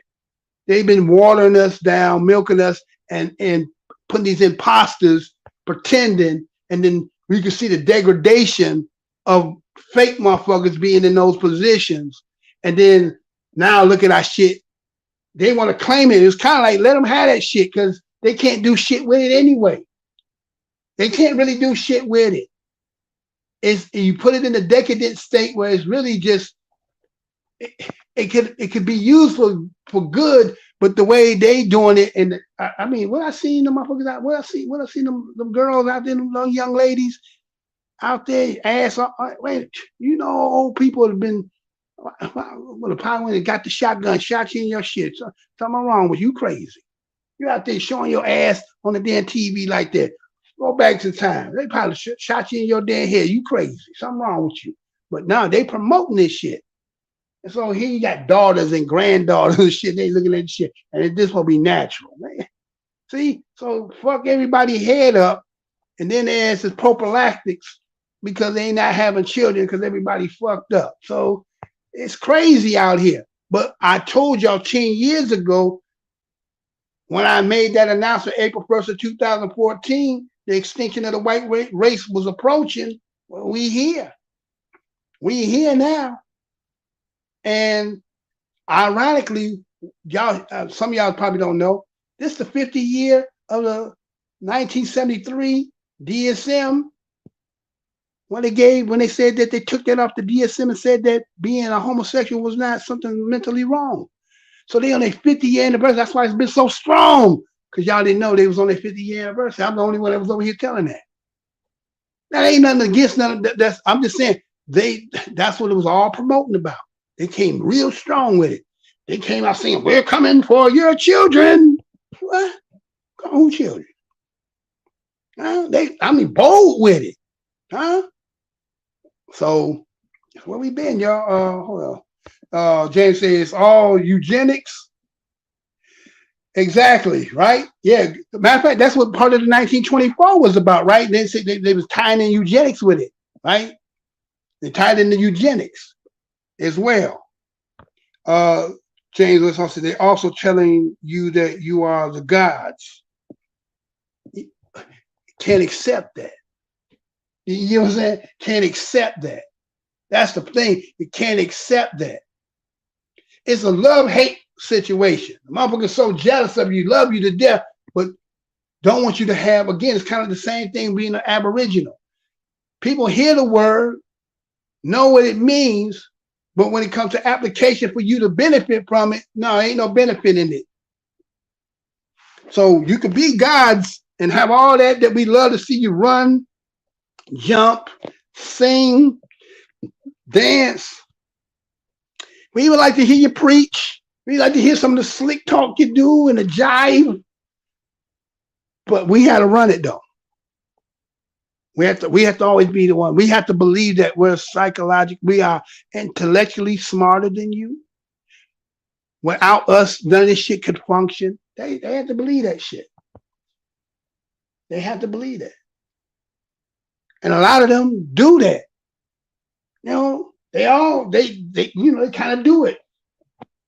Sometimes they don't even try to, it just naturally come out that way. It's like, I have to feel like I'm intellectually superior than you.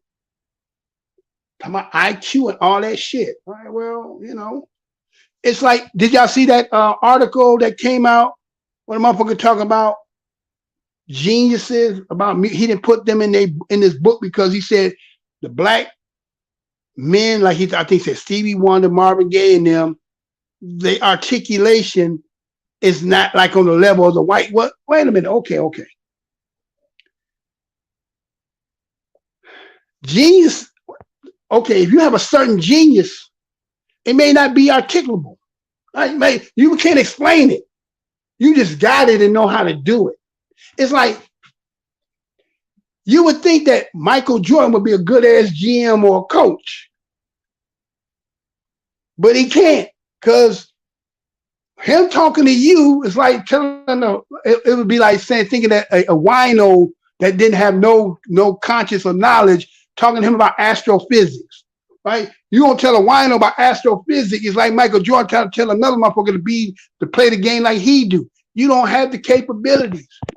He things that he can perceive and understand that he trying to articulate to you, but you have no grasp of it because you can't understand what he mean by that.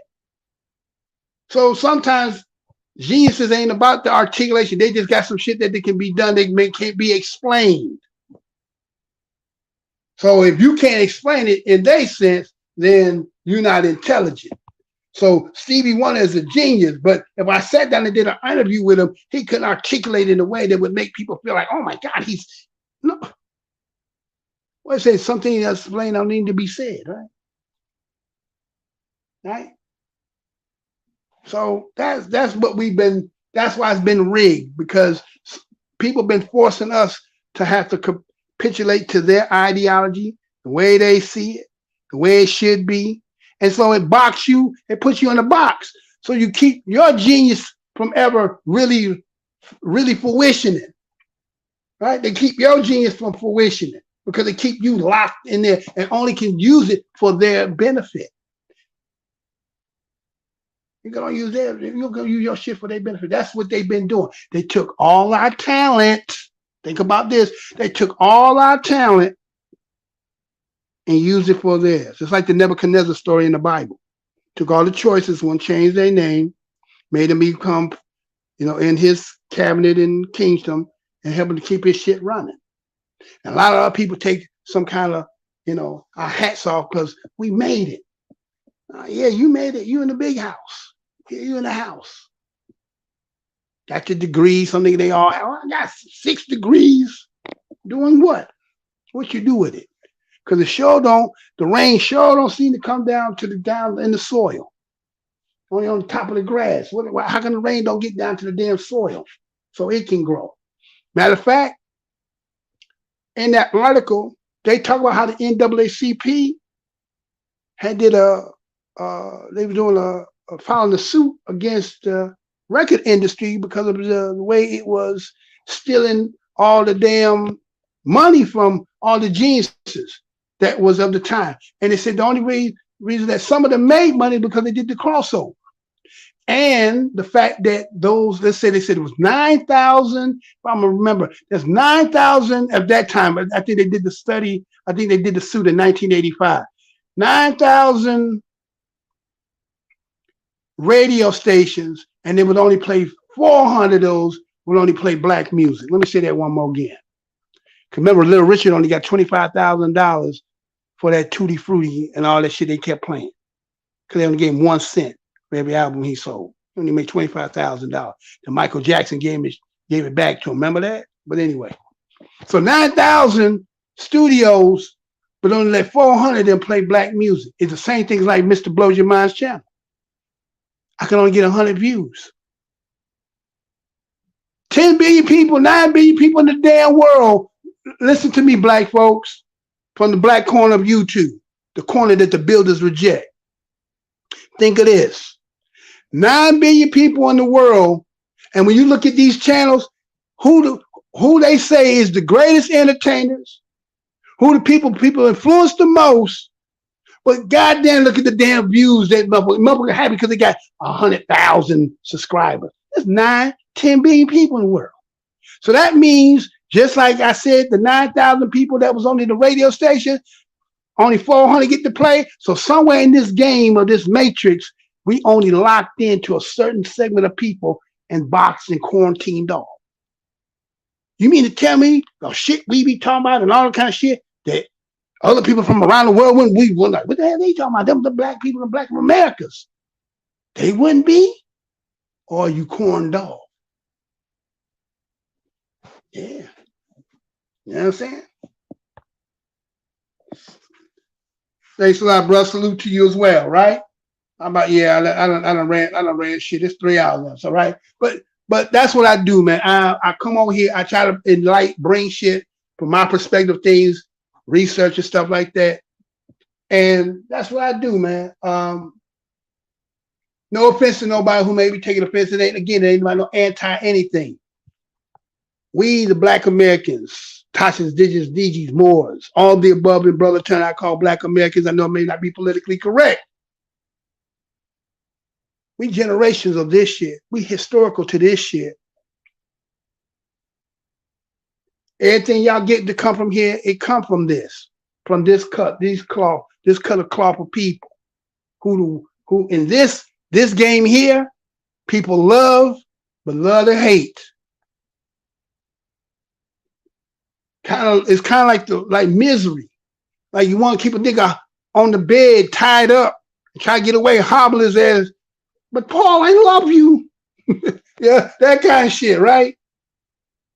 But I'm not saying all of you, I'm just saying, but that's kind of like the relationship it is. And if a motherfucker wants to pick up and go and play his own game, you're going to sabotage it. Don't want to see you really be you. As I said, look at the black corner. Look at the people who do shows and look at the little ass numbers we getting. The world is our oyster. You tell me, motherfucker, in China, India, not even on the continent. I don't know if they ever got enough internet or not, but let's just say sometimes some people, you see some shows, they have a couple people up in the UK and stuff like that. Yeah, okay. We're isolated. And it's like we only talking to the same choir all the time and a few new ones here and there. So we're kind of cornered off, and then that's on that level. Then I'm even more in a corner than that. So when you find brothers and sisters that's doing the things that trying to come there and bring that stuff, man, do what y'all can to help them, man. Because you know damn well outside of this, it ain't easy. You know, I don't get on the camera because I don't want all that. I ain't for that. That's another level of shit. Fuck all that. Not that I'm afraid to get on the camera and all that shit. No, that's for something else. That's for people who need that.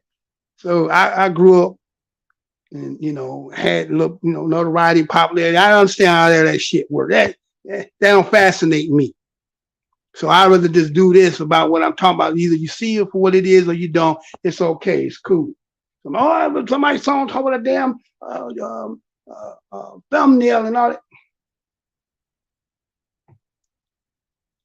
The message, not get all tied up and wrapped up in the person, the message, right? So I appreciate all of y'all who came in here tonight. I appreciate all y'all, man. Really, I do. I try to come on every Sunday. Last Sunday I didn't come on. Based on the simple fact I was trying to figure out how they did what they did and try to correct that. I think I did something, so maybe I was able to get through tonight. So I will again. I have a channel that I'm trying to build up. Go to WeUpReport. It's WeUpReport. Help me to get that one up so they can finally give me some money. You know what I'm saying? At one time they had me, then they cut me off. Okay, whatever. That's fine. I mean, not really in it for that, but you know, cable, light, shit happens, right? So, you know, but I do my research to come in here, and the shit that I believe that I think is something of relevance, I'll bring a perspective in here. If you enjoy that, fine. I even want to have a woman up and come in here and get on this panel because I think we can have some good ass conversations about some shit. Because I talk about the shit that need to be talking. I don't all that Hollywood, he say, she say, they can have that shit. Yeah, go ahead with that shit. I never was interested in that shit. I never was in the gossip ass shit. Talk about the shit that need to be talking about, the shit that motherfuckers taboo, they don't want to be smoking. Sometimes little people a little scared to say. All right, well, I get it, but somebody got to say it. And so that's what we do over here. WeUpReport. I am again your host, Mr. Blow Your Mind. I want to thank some of the people who I did see in here. Mr. Smith 0620, who was in the house. I think Aboriginal Knowledge was in the house, and I hope this brother come back, James Williams, man. I like some of the comments that you can. I hope you come back again.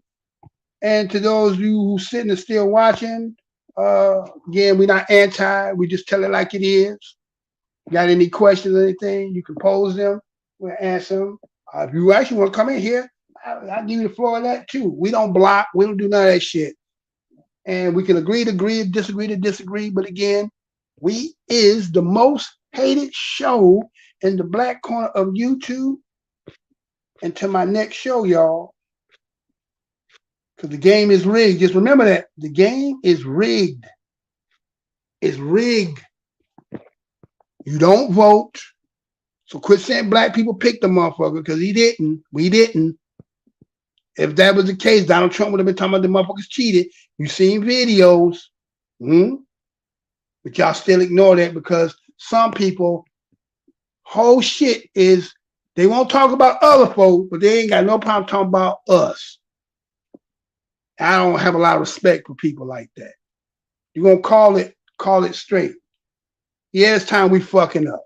Matter of fact, hold on. I really don't want to do. I'm gonna just do this and get out. Hold on.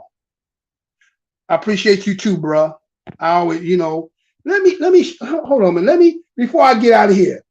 Let me do. I want y'all to see this. I want y'all to see this shit. I want to go comment it because they. I want y'all to see this though, because I know y'all probably didn't see this. Hold on, let's see if I can put this. Let's see. Hold on 1 second, y'all. Don't leave yet. I'm gonna show y'all something. Hold on. Let me see where this at. Hold on. All right, hold on, y'all. I want y'all to see this shit. Oh, it's too big. Oh, it said the file too big. Ain't that? Hold on. Can I? Damn, I can't do it. I can't do it. I'm gonna make sure I'm gonna have to go trim that file down. It's too big to be put in here. I want y'all to see this because when our people get in positions that when you in government, I want y'all to see this. Matter of fact, I'm gonna just post this after the show and just make it a video of itself and let y'all see this shit because I ain't gonna comment on it. I want y'all to comment on it. Then I may comment in the comment about it, but I want y'all to see this shit because I'm like, okay. See, when we get in these positions, is this what we're supposed to do? But until you see it, you'll know. But again, appreciate all y'all coming here. Ms. Smith, as always, pleasure, brother. Again, we always thankful for what you do and continue to do. Again, this is the most hated show on the Black Corner Internet. To my next show, y'all. And to my next show. Remember, the enemy has only images and illusions, behind which he hides his true motives. Destroy the image, and you will break the enemy.